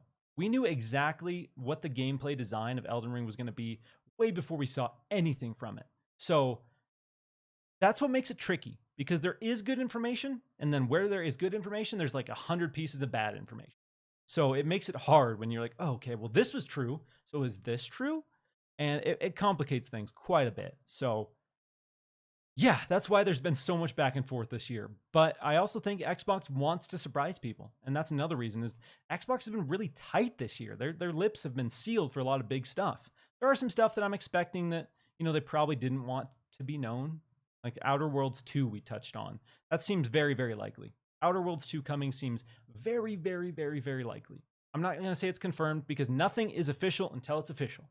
That's my stance. I love talking about the speculation. I love going down the rabbit hole, but I will never tell you something is definitively true unless I have seen it with my own eyes. That's kind of my stance here. And I want to just keep that open and honest with you guys to set expectations. Yes, there are possibilities. Yes, sometimes those possibilities are very, very likely, but there could be potential of things changing at the last minute, and that's just the world. That's just the world we live in, the wild world of speculation. We'll get to a couple super chats here. Stefan Boxy, unannounced AAA exclusive that launches this year? Question mark. That would be exciting. That would be really exciting. That's something I personally want. I'm hoping that's a surprise. I'm hoping there's something that we don't know about that just comes out of the blue, and people are like, hey, guess what? This is coming soon. Like Elden Ring. I did not expect to play that in January. I wasn't mentally prepared to see Elden Ring launching in January. It's not quite this year, but it's pretty damn close. So I hope there's something like that. I think probably stuff like Forza Horizon 5, Halo Infinite are going to kind of fill out most of Xbox's first party slate, but maybe there are a couple cool AAA third party things that like sneak in there to just get people super amped up. But I don't know for sure. I haven't really heard of one that's for sure coming out this year. I expect most of the stuff in that regard that we haven't seen at all yet will be probably coming next year at the earliest. Brian Hopkins. Oh, this one has, all right. I want to see this so bad, but Brian Hopkins with the super chat. Love y'all. Y'all killing it with the super chats. Maybe now is the time we finally see Cuphead's delicious last course. Don't, Brian. Don't give me hope. Don't do this to me. Please. I want to see it, and I hope we see it. I really hope we see it. I hope we get a release date for it. Let's go. Cuphead is such a special game. Love it so much. I've been waiting so long for the delicious last course.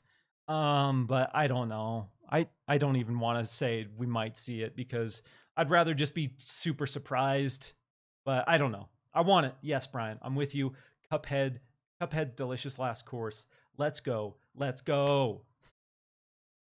All right, super chat from Dovahkeen89. I think Ninja Theory has been silently very busy. Do you remember that tweet with Ninja Team? eyeballs, and they have been working combat motions lately. Ninja Theory has been busy, but Ninja Theory has been busy on projects we know about for the most part. I'm unaware of any like secret Ninja Theory projects. That doesn't mean they don't exist. That doesn't mean they have something cooking up that we don't know about. But I think Project Mara, and they have, I'm sure at this point, most of their team is on Hellblade 2 because the pandemic pushed Hellblade 2 out further than they intended. And it probably went from being like a 2022 release to a 2023 release. So I imagine most of their core team is all in on Hellblade 2. So they are busy, but they are very busy with Hellblade 2. Jay Corden 726 with the super chat saying, Miles, have you seen Bramble? Also Rise 2 ? Fingers crossed. No, I need to check out that link. I saw it in the Discord this morning, but I was getting ready for the show here. I'll check out Bramble. If any of you else have seen Bramble, let me know what it is in the chat. But I haven't seen any of Bramble. There's been so many games popping up in the last couple of days that I need to like take a second and like catch up on. Just been so busy. But I know I heard a lot of really cool indie stuff was shown the last day. And then Rise 2. There's been a lot of conversations about Rise 2. Definitely. Our buddy Nick over at Xbox Era has been very vocal about the possibility of potential development for Rise 2. I believe he said that he heard from somebody somewhere that Rise 2 is in development or was in development, and that would be an interesting reveal if Xbox came out and they said, hey, here's Rise 2, a sequel to a beloved Xbox One launch title, and it's being developed by Crytek, and guess what? We picked up Crytek. Let's go. Those are the hype moments people want. And I think that's the best messaging for these acquisitions, is to show a trailer that looks amazing. Show a trailer that gets people going, I want to play this damn game. This looks good. And then once they've already set it in their minds that they are going to want to play this, then hit them with that Xbox acquisition. Hit them with that. Because let's be real, there are people who, when they see these acquisitions, again, this is like a very small percentage of people and a very annoying group of people, but there are people who, when they see a company is acquired by Xbox, they write them off. Like, I don't actually care about this team. This team actually had bad games. Skyrim is actually a pretty bad game. Fallout's a pretty bad game, actually. Sorry, I don't care. I don't care about Bethesda. There are people who do that, and that's, again, a very small group. I don't think that's the majority. But psychologically, if you show them something they love, and then you hit them with the PlayStation exclusive or the Xbox exclusive, PlayStation does a phenomenal job of that. PlayStation shows you a game, looks so good. You're like, damn, what is this? Looks dope. I want to play this. And then they hit you with the boom, PlayStation exclusive. So you've already sold yourself on this game. In your mind, you want to play this game. You don't care where it's at. And then they hit you with that. That's what Xbox needs to do. That's really what Xbox needs to start doing a better job of. And if they can do that with, Project Typhoon, let's say Rise 2, hypothetically, if they can land those in a big way, ooh, yeah. Okay, so let's talk about some other things we're potentially expecting at the Xbox Game Showcase. Got a little list over here, so I'm making sure that I'm covering all my bases here. Halo and Starfield, 100% will be there. I don't think anyone has any doubts or questions about that. But what are you guys expecting from Halo specifically? We'll start there. What are your expectations? What are your hopes from Halo Infinite showing?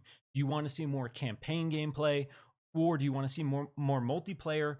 Or do you want to see both in a really big way? I think we kind of can expect Halo and Starfield to have really big presences. Probably two of the longer presences I would expect. And it's safe to say that Xbox needs to show that Halo Infinite is going to be good. The last showing of Halo Infinite had people kind of upset.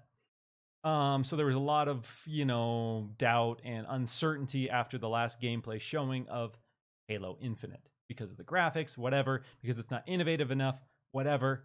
But I want to know specifically, start dropping that in the chat and I'll share kind of what I'm expecting. I want to know what you guys are expecting to see from Halo. And I'll tell you that I'm expecting to see both campaign in-engine campaign and in-engine multiplayer. I'm expecting to see some of the new modes, probably some classic modes. Probably some classic modes that capture the flag. Because they are really tapping into the Halo Combat Evolved nostalgia. Like, they are, as much as this is like an entry point for new players, they also understand what the Halo community wants, why the Halo community loves Halo. So I'm expecting classic modes. I'm expecting classic maps. If Blood Gulch is shown, I would not be surprised at all. Let's tap into some of that nostalgia a little bit. And then for the campaign showing, I personally want them to own that last gameplay showcase. I want them to be like, hey, this is how we've improved it. This is what we've done to improve the graphics, to make you excited about Halo Infinite. This is how much better it looks now. But I'm expecting more story beats.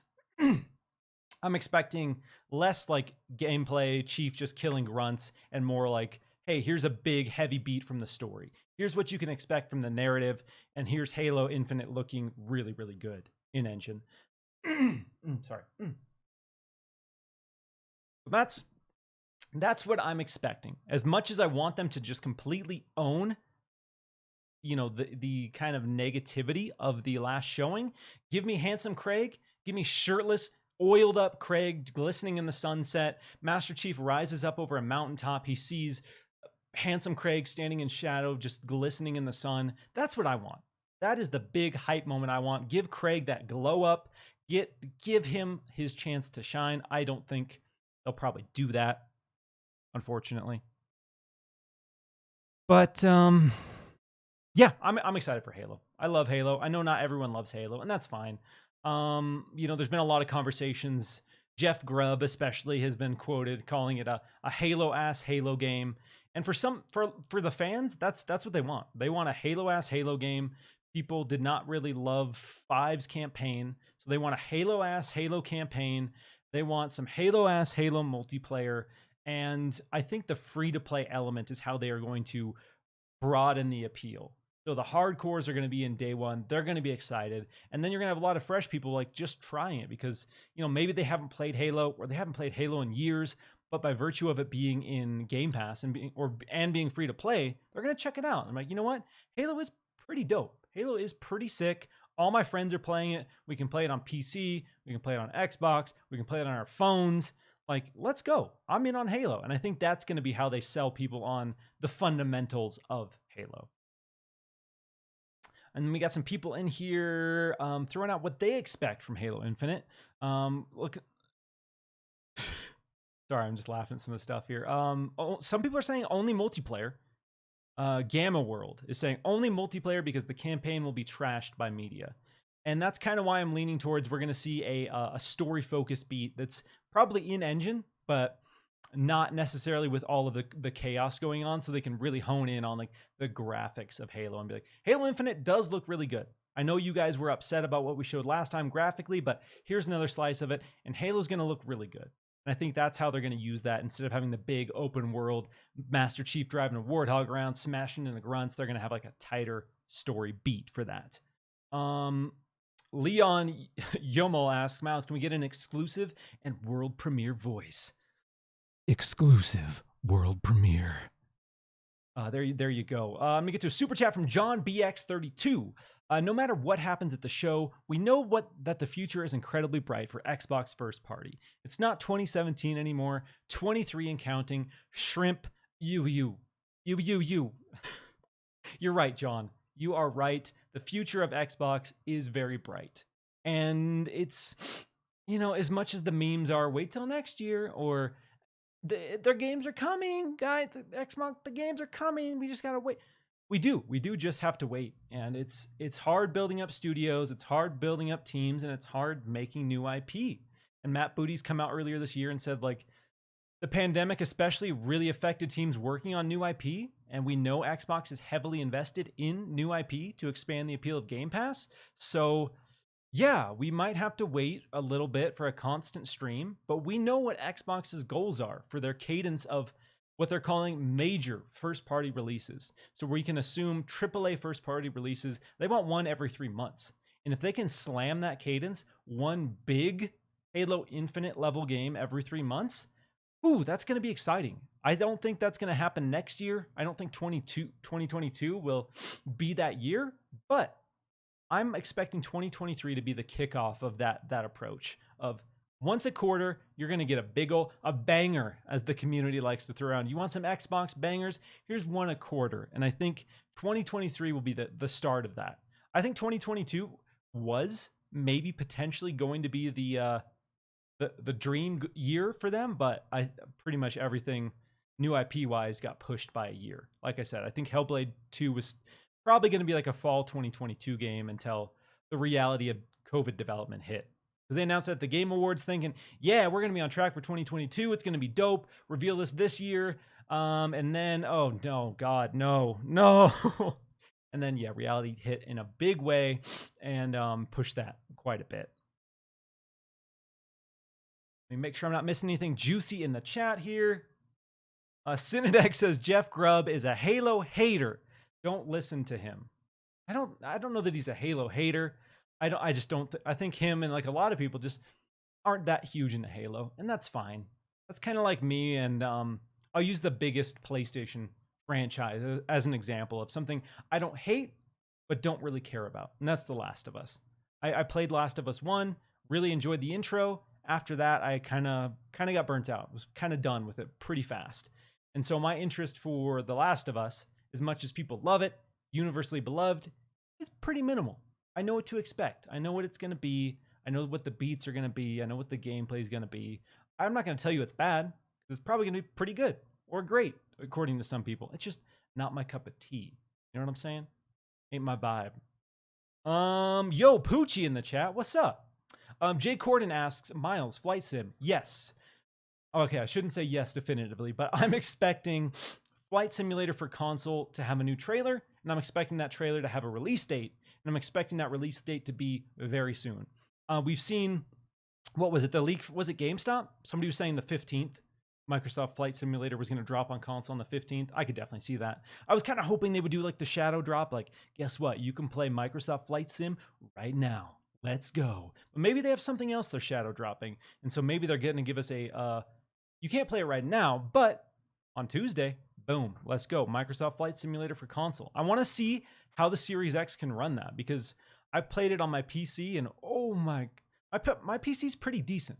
I have a GTX 2070. So it's not the greatest rig, but I have a pretty decent. I got 32 gigs of RAM, decent processor. But that game was taxing my system something fierce, and I heard a lot of people echo the same sentiments, that your PC sounded like a jet engine trying to run Flight Simulator. So I'm really curious to see how it looks, how it runs, and if the Series X can remain quiet while running that beefy ass game. And then stuff Sean says. Let me bring this up for Synodex's comment. I love Jez. Don't get me wrong. Jez is my homie. I love the dude. He's my bro. I appreciate everything he does. But stuff Sean says Jeff Grubb is a Halo hater? ? Miles works with Jez Corden. Yes, Jez is an infamous Halo hater, saying that the Halo gameplay reveal looked like Roblox, taking a big old stinky dump all over the Halo Infinite gameplay reveal, trying to say that Halo isn't interesting. So Jez Corden historically hates Halo, and that it hurts. It hurts my heart a little bit. But he loves Pokemon, so for me that makes up for it. I can look past his Halo hate because he loves Pokemon. If he hated both, we'd be in a tough situation. We'd be in a real tough situation. Okay, another thing I want to talk about that could potentially be revealed, maybe at Xbox. I know WB has a showcase the same day as well, but it seems like Back 4 Blood had a little bit of an oopsie for a video they're premiering. So they had a video scheduled premiere on their YouTube channel. And in the description of this video premiering on the Back 4 Blood YouTube channel, they talked about how Back 4 Blood was launching into Xbox Game Pass day one. So I think they, probably didn't want the description necessarily to be live before the video went live, because that was probably going to be a big kind of reveal moment. But it seems like Back 4 Blood is probably coming to Xbox Game Pass, which, yes, I'm a horror nerd. you guys know I love horror games, love horror movies. I'm a big horror nerd, so I'm ready for Back for Blood. I'm so ready. I've had a Left 4 Dead shaped hole in my heart for quite some time, and it looks like Back for Blood is going to fill that. Played the alpha, loved it. It's basically Left 4 Dead's formula if you made it a modern roguelike. And that's a recipe for an amazing game. So more people playing that, let's go. I mean, and that's going to be a big get because that's going to be a big multiplayer game for October. That is launching in October, right before Halloween. There's going to be a lot of like Spooktober momentum. People are going to be ready for it. So with that launching in a Game Pass, that's a big third party get because that's WB's biggest game of the year by a lot. They are putting a lot of energy into advertising that. They're putting a lot of momentum to that. And yeah, Back for Blood in Game Pass. Let's will it into existence. But it seems like that'll probably be revealed on Sunday because of that. Oopsie. Okay, let me make sure I'm not missing it. Again, appreciate all you guys hanging out, having a blast. Hope you're digging the show. Hope you're excited for the Xbox and Bethesda game showcase tomorrow. No, I am. I am looking forward so much to hanging out with the community. I hope some of you tune in. I promise not to be the obnoxious hype YouTuber. Anyone who watched the Summer Game Fest showcase we did, I think I striked a pretty good balance. Keeping things interesting. That show was a little bit slower, but not being too obnoxious during the hype moments. So again, so stoked to be, co-streaming that. Worked out all the permissions with Xbox. Seems like won't have to worry about copyright stuff as well, but it's going to be a blast, and I can't wait. So yes, if you're looking forward to the show, you want to rock. The vibe that we're trying to set for that is you're hanging out in a party with your friends, watching these games be revealed. That's the vibe. Sitting in an Xbox party chat, watching these games get shown, sharing in the love for Xbox, and that is the goal, and that is the dream for tomorrow. So we're almost there. We're almost there. It's coming up quick, and I'm ready. I'm so ready. I know the community's ready. There's so much energy, so much positivity and momentum, and as we've seen with a lot of insiders, untempering their expectations. There might be some really cool stuff to get really excited about, and I'm excited. I'm excited.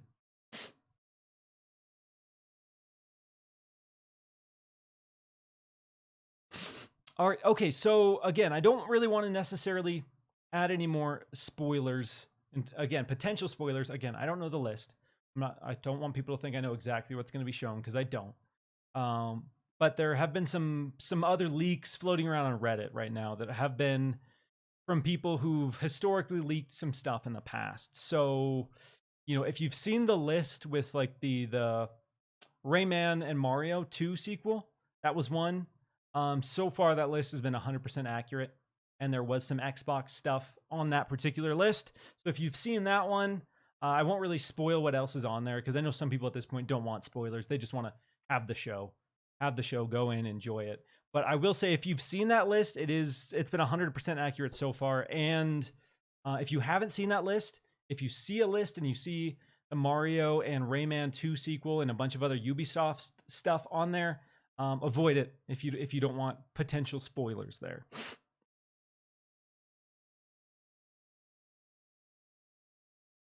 Anthony Chipmunk says Tiny Tina's voice actress was the best of show.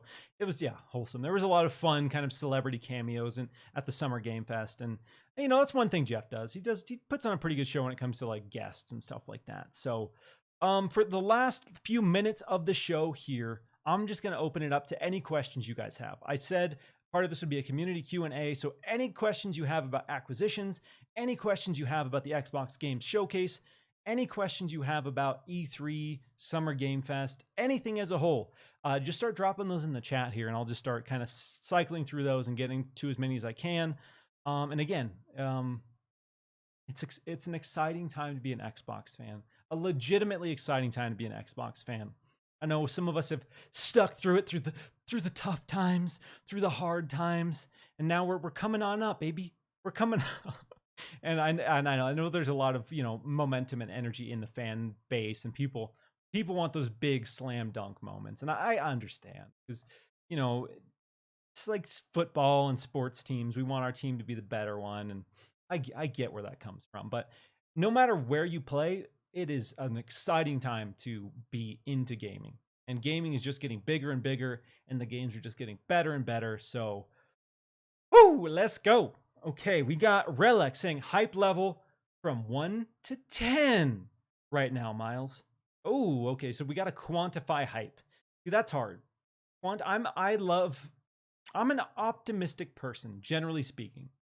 I'm an optimistic person who is okay when the reality isn't as bright as the possibilities. So the possibilities right now are astronomical. There can be some just wild things that just completely blow the doors off the arena. Xbox just announces stuff that we couldn't even fathom. So there's that. That is the possibility. That is the possibility. The reality is probably somewhere lesser than that. So I will say, if I'm quantifying it right now, I'm going 9. I'm going 9 out of 10. I'm hoping for some surprises, though.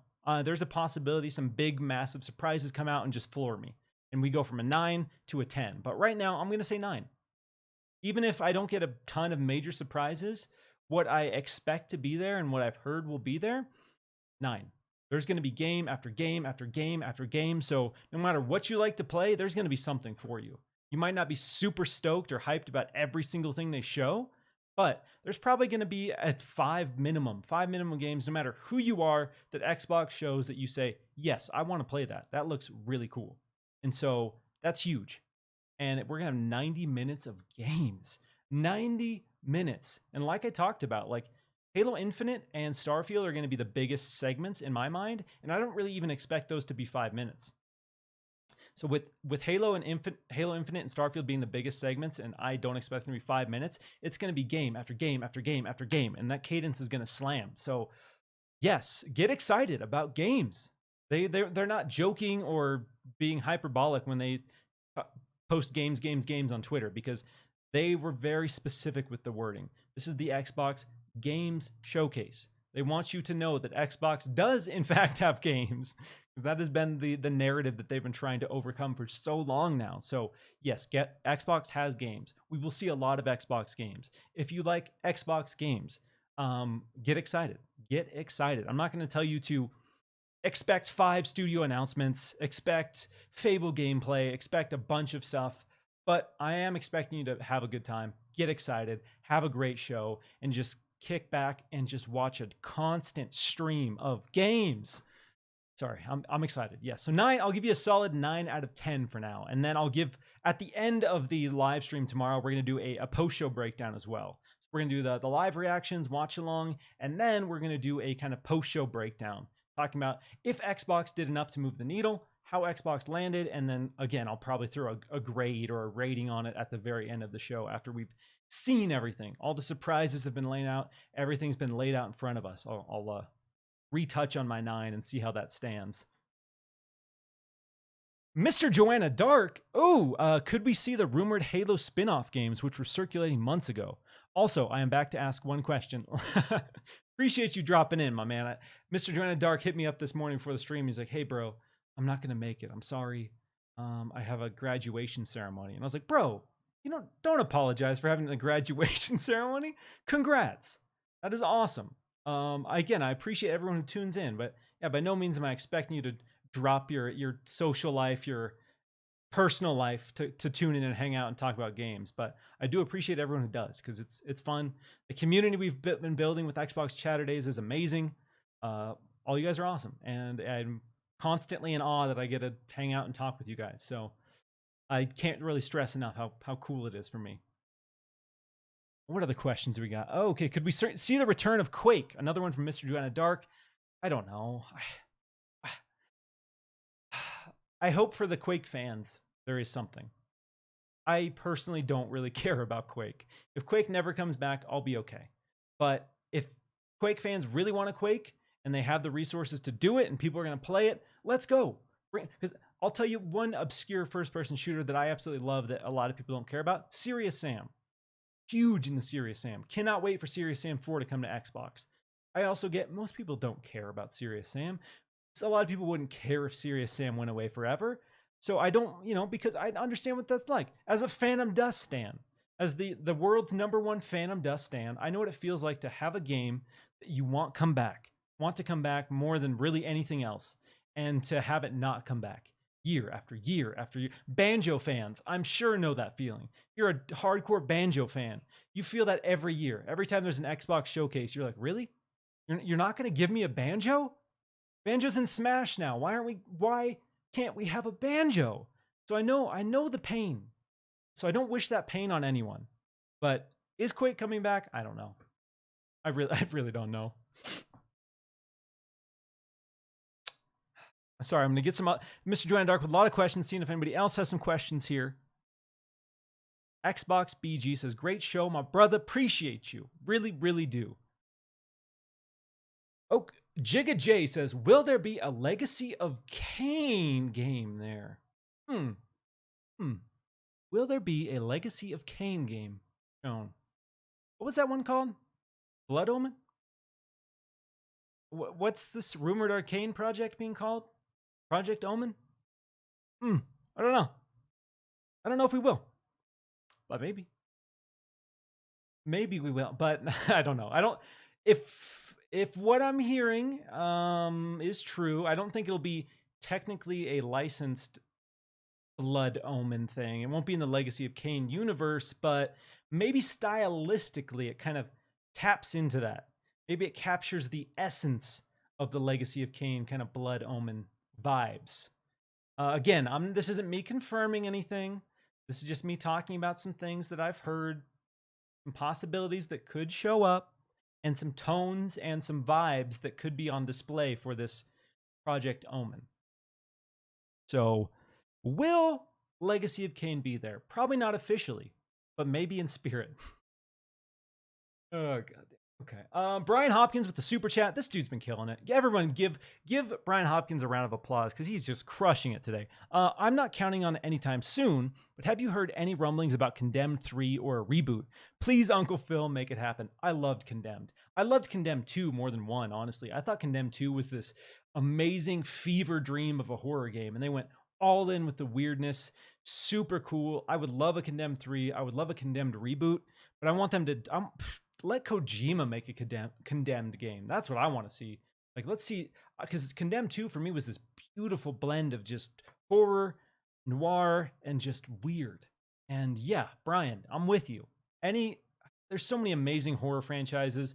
Dead Space, let's talk about that. Let's talk about Dead Space. I want to see a Dead Space remastered trilogy, and I want EA to announce that they've been working on a Dead Space reboot. I want EA to announce that they've been reimagining what a modern Dead Space game is, and they understand that people want it, and they're going to announce that not only are they remastering the trilogy to tide you over, but coming down the line, you are going to get a fresh, new Dead Space reboot. That's what I want. Let's go. All bets are off. Let's hype it up. Let's get wild. Let's get weird. Sky's the limit in the tail end of the show here. Cosmic Fro with the super chat. Halo hype. Also, Battlefield 2042 on Game Pass. Let's talk about that. Let's talk about, because there's been a lot of conversations and a lot of intense conversations about Battlefield 2042 launching day one into Xbox Game Pass. And now, let's say that Back 4 Blood is happening. Let's say Back 4 Blood is launching in Xbox Game Pass. They're coming up very close to each other. I think at this point, if Back 4 Blood is confirmed, that makes it seem very unlikely that Battlefield 2042 will also be coming day and date into Xbox Game Pass. I'll say that. I know people want it. I'm just saying, like, the cadence of these big third-party partnerships, I don't think Xbox would spend that much money to have two big AAA third-party first-person shooters launch into Game Pass basically in the same week. I don't think they would do that. So I'm going to say if Back 4 Blood is 100% confirmed, I don't see Battlefield launching day and date. But what they are doing, it seems like, is they are giving you that 10-hour trial in Xbox Game Pass through EA Play. So I think that's their pull right now, is you get a 10% discount on the game and you get a 10-hour trial. So worst case scenario, all of us in Xbox Game Pass get to play the game for 10 hours before we decide whether or not this is $70 worth it to me. I've played 10 hours of this. Am I going to play 10 more? Am I going to play 20 more? Is this worth $70 to me after 10 hours? And that's, a question you'll have to have with yourself. It's going to be different for a lot of people, and I don't want to crush that dream because the conversations surrounding Battlefield going into Game Pass have been so strong.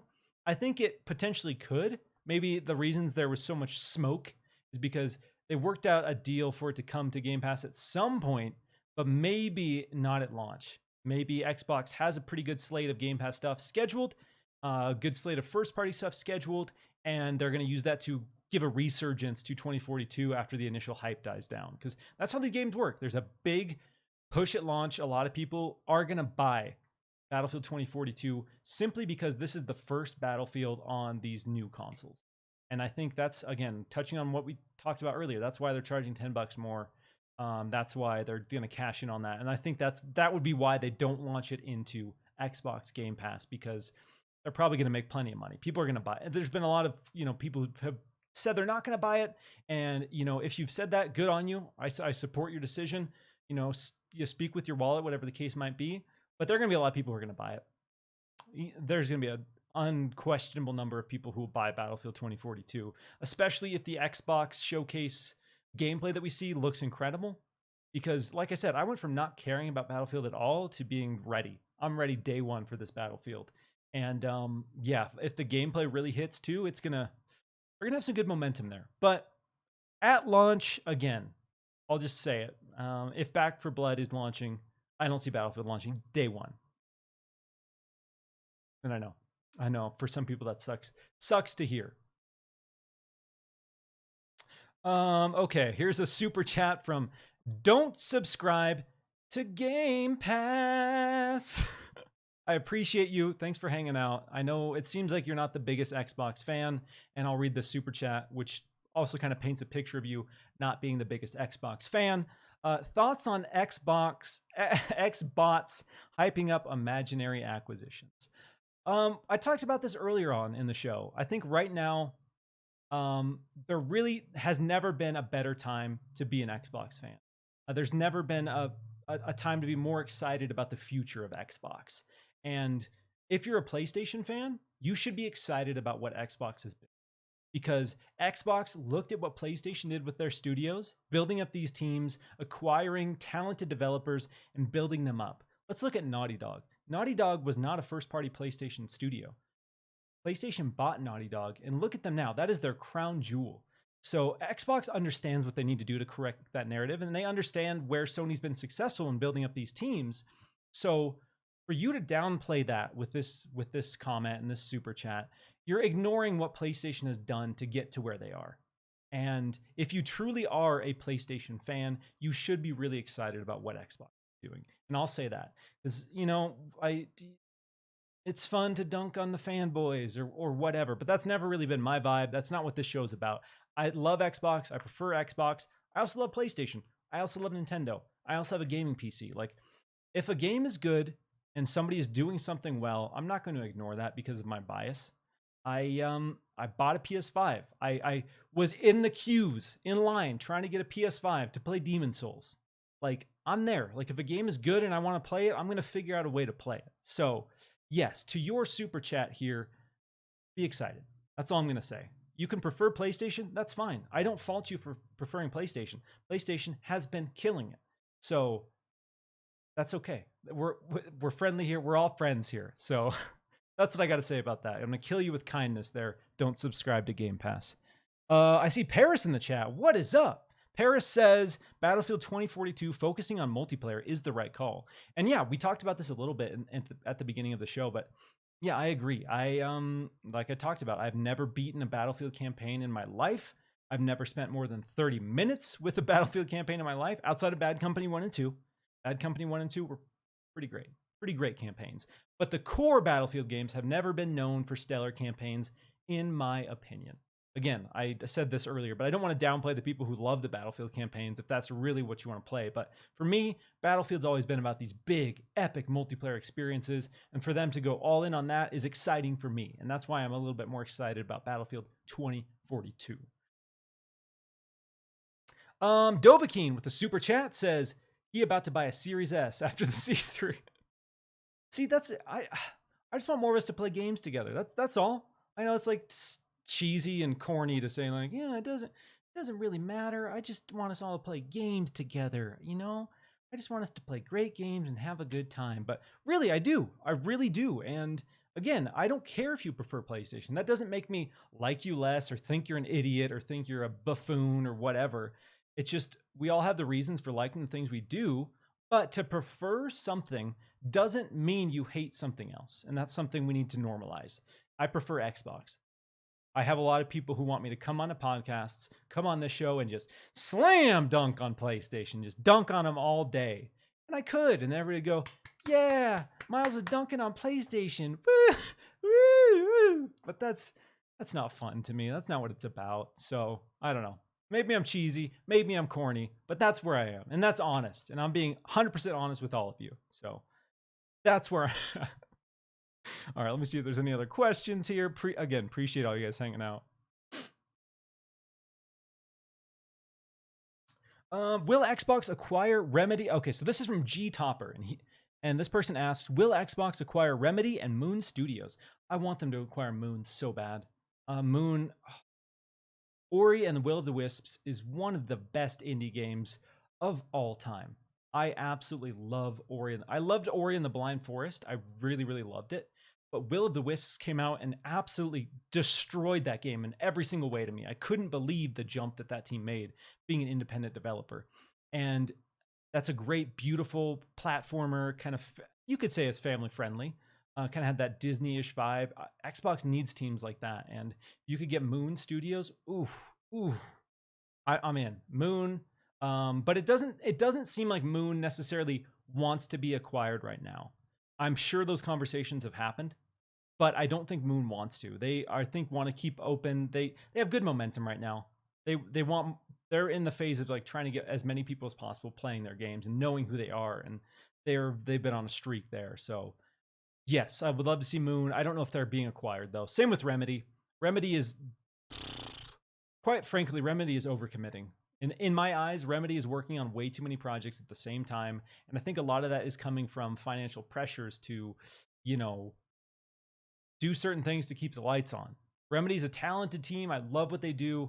Alan Wake, I've been dying for the Alan Wake sequel. But I don't know if they're going to be acquired by Xbox. They have committed to a lot of things right now with a lot of different groups. And as much as I love Remedy, I'm a little bit worried that they are stretching themselves way too thin. So I would love it. I would love if they were picked up, announced an Alan Wake 2 sequel. Imagine that. Alan Wake 2 gets announced at E3. Phil Spencer says, boom, Remedy. We've worked with them for years. They have an amazing track record of delivering amazing games. And Alan Wake 2 is an Xbox exclusive launching day one into Game Pass. But because Xbox gave the rights of Alan Wake back to Remedy, it makes me feel like maybe that's not in the cards, and in the near future at least. Brian Hopkins again with the super chat. Mom, dude. Zombies Ate My Neighbors 2-pack launching next week on Xbox. This is a gentle reminder to get your old school zombie killing on next week. Yes, shout out to Zombies Ate My Neighbors and Ghoul Patrol, the 2-pack, launching on basically all platforms next week. If you want some amazing, weird horror gems from Super Nintendo, check that out. I'm picking it up. I love those games. It's got local co-op. I was a little bummed that they didn't add online because that would have been... could not recommend that enough if it had online, but it's got local co-op. If you got a friend or a partner or someone who wants to come over, and now that most of us are vaccinated and can hang out and play local couch co-op games, it's a good dumb time, and I really recommend that. So Brian, thank you for shedding some light on some obscure ass Super Nintendo games making a comeback.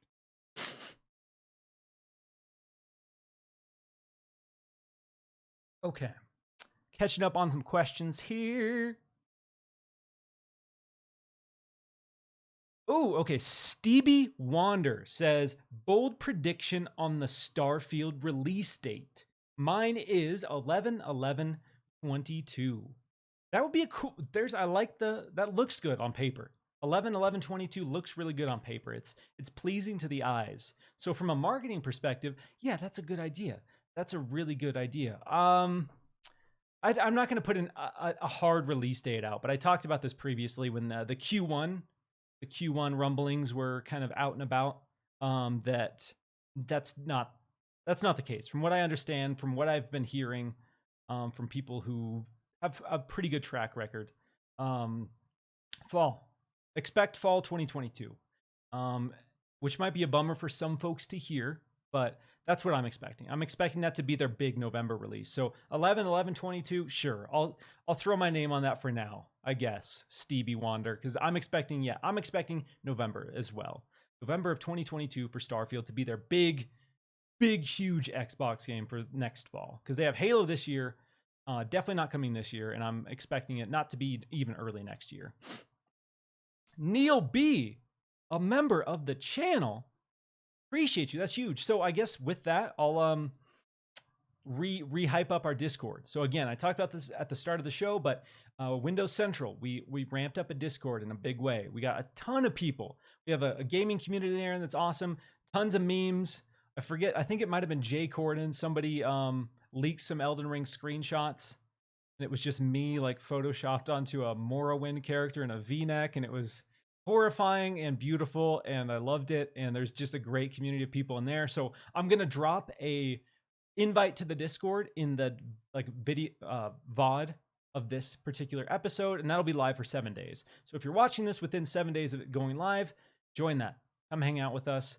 Members, we are going to be launching a members only channel in our Discord as well, which is going to have a bunch of cool stuff, a bunch of community focused stuff. You're going to hang out with us, and it's going to be a channel that only members can access. So it is just a nice, cool thing we're trying to do for the people who are supporting this channel in a big way. So everyone joining the channel, everyone throwing super chats, like everything you do, even the folks just hanging out, watching, liking, sharing this video, like that means so much to me and what I'm trying to do to build up Windows Central's kind of gaming channel and video presence. So that is my goal in life. That is my main objective. And seeing so many people hang out and engage with it is huge. And it means so much to me. So I want to do some stuff to make sure that you guys who are supporting us get cool stuff as well. So working with Jez right now to figure out what that looks like exactly. But there will be a members only channel for just the cool kids, if you will.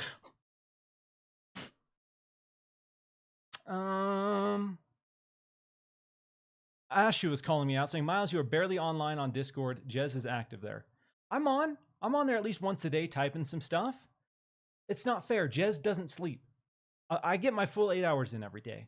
Jez never sleeps. So that's why he's always on there, was when he's just up at like 3-4 in the morning. He's just typing random stuff and memeing shrimp. So little unfair. Okay. Jez has like a extra 8 hours a day over me because he never sleeps. G Topper asks, will Splinter Cell show up in E3? Will Splinter Cell show up? Will Splinter Cell show up at E3? Not in the way anyone wants. I'll say that. I'm excited for Rand to see the gameplay reveal at the Ubisoft showcase for the new Splinter Cell game. I don't mean to be a dick if you are a big Splinter Cell fan. I love teasing Rand because he loves Splinter Cell, but hates Pokemon. I love Pokemon. Don't really care about Splinter Cell. So when I see him squirming for Splinter Cell news and content, it makes me feel good because he's always taking a dump on Pokemon, and it's not okay.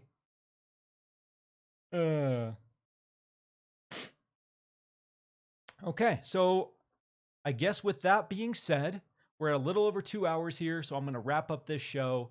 Huge shout out to everyone who tuned in. I know there was no guest this week, but I really appreciate having a chance to kind of just sit down and connect with everyone watching here. And if you are around and you are interested, I got to plug the stream one more time. Tomorrow, we're going to be live streaming. We're going to be doing a little pre-show, getting people hyped up, getting people ready, asking about their expectations. We're going to be live streaming the entire Xbox and Bethesda game showcase. And then we're going to be doing the post-show kind of breakdown analysis of what Xbox did, where they hit, where they didn't. And again, I'll throw my grade on the overall show at the end of that. So Jez is going to be joining me periodically. It sounds like he's going to be busy. We're all going to be busy. Tomorrow's going to be a nightmare for people in the press segment and the journalist segment. So I got to give a shout out to all of them who are going to be grinding.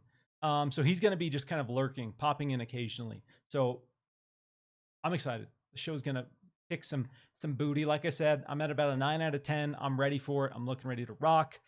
Yeah, and I'll hang out for another like 2-3 minutes if there's any final questions. But y'all are awesome. This show's super fun. Appreciate all of you, and then expect some really cool guests in the coming weeks. I'm talking to some cool people right now. So again, I'm always, I don't know, being on the outside of the industry for so long and I always just kind of expect people are too cool for school, but I'm always kind of flabbergasted when I just like hit somebody up and like, hey, you want to be on the show? And they're like, yeah, I'm down. Let's do it. And it's like, oh, okay, sick. That's awesome. Let's go. Ashu Negi is asking Facecam. I'll be on Facecam. Jez will not be. I'm working on Jez. All right, so here's my mission in life right now. More and more people in the Xbox community are getting out there, putting their faces on cam, and I love it. The whole like reason, or not the whole reason, one of my main focuses of this show is putting faces to names and letting people, see somebody as a person and who they are. So Randall Thor, Dealer, and Jez Corden. That is my holy trinity of people that I will get a face reveal from. That is my mission in life. Expect a face reveal from those three on this show at some point. I'm whittling Rand down now. I'm whittling Jez down now. Dealer's going to be a tougher nut to crack. But I'm going to do it. Jay Corden says, we want Zocker. Okay. I was DMing Zocker earlier today about, face cam. If we're being real, I was talking to Zocker about a face cam reveal. So let's go. That's going to be a big push for me, is getting people to show their face and talk about Xbox. So Zocker, potentially. I'm not going to confirm that, but I was talking to Zocker. So anyone else you want to see get their face out in the world in the Xbox community, let me know. I'm pushing for it. I'm fighting for it. Jez and Rand are my big ones, and Zocker seems open. I'm not going to say he's going to do it, but Zocker seems open. So I'll just say that for now. SMS34 asks, Just Cause 5 reveal tomorrow. I would say no. Just Cause 5, but I don't know. Maybe Avalanche will be there. To show some pretty cool big open world game. And that's all I'll say. That's true. And then SMS also brings up that Rand is on YouTube, so you can see Rand's face when he got that 1 million gamer score on the Xbox stage. So Rand's face is out there. So it's not like you don't know what he looks. He's also posted like pictures of himself on Twitter. So we know what Rand looks like. I just want Rand to sit down on a podcast with me and talk with his face. And we'll get there. We'll get there.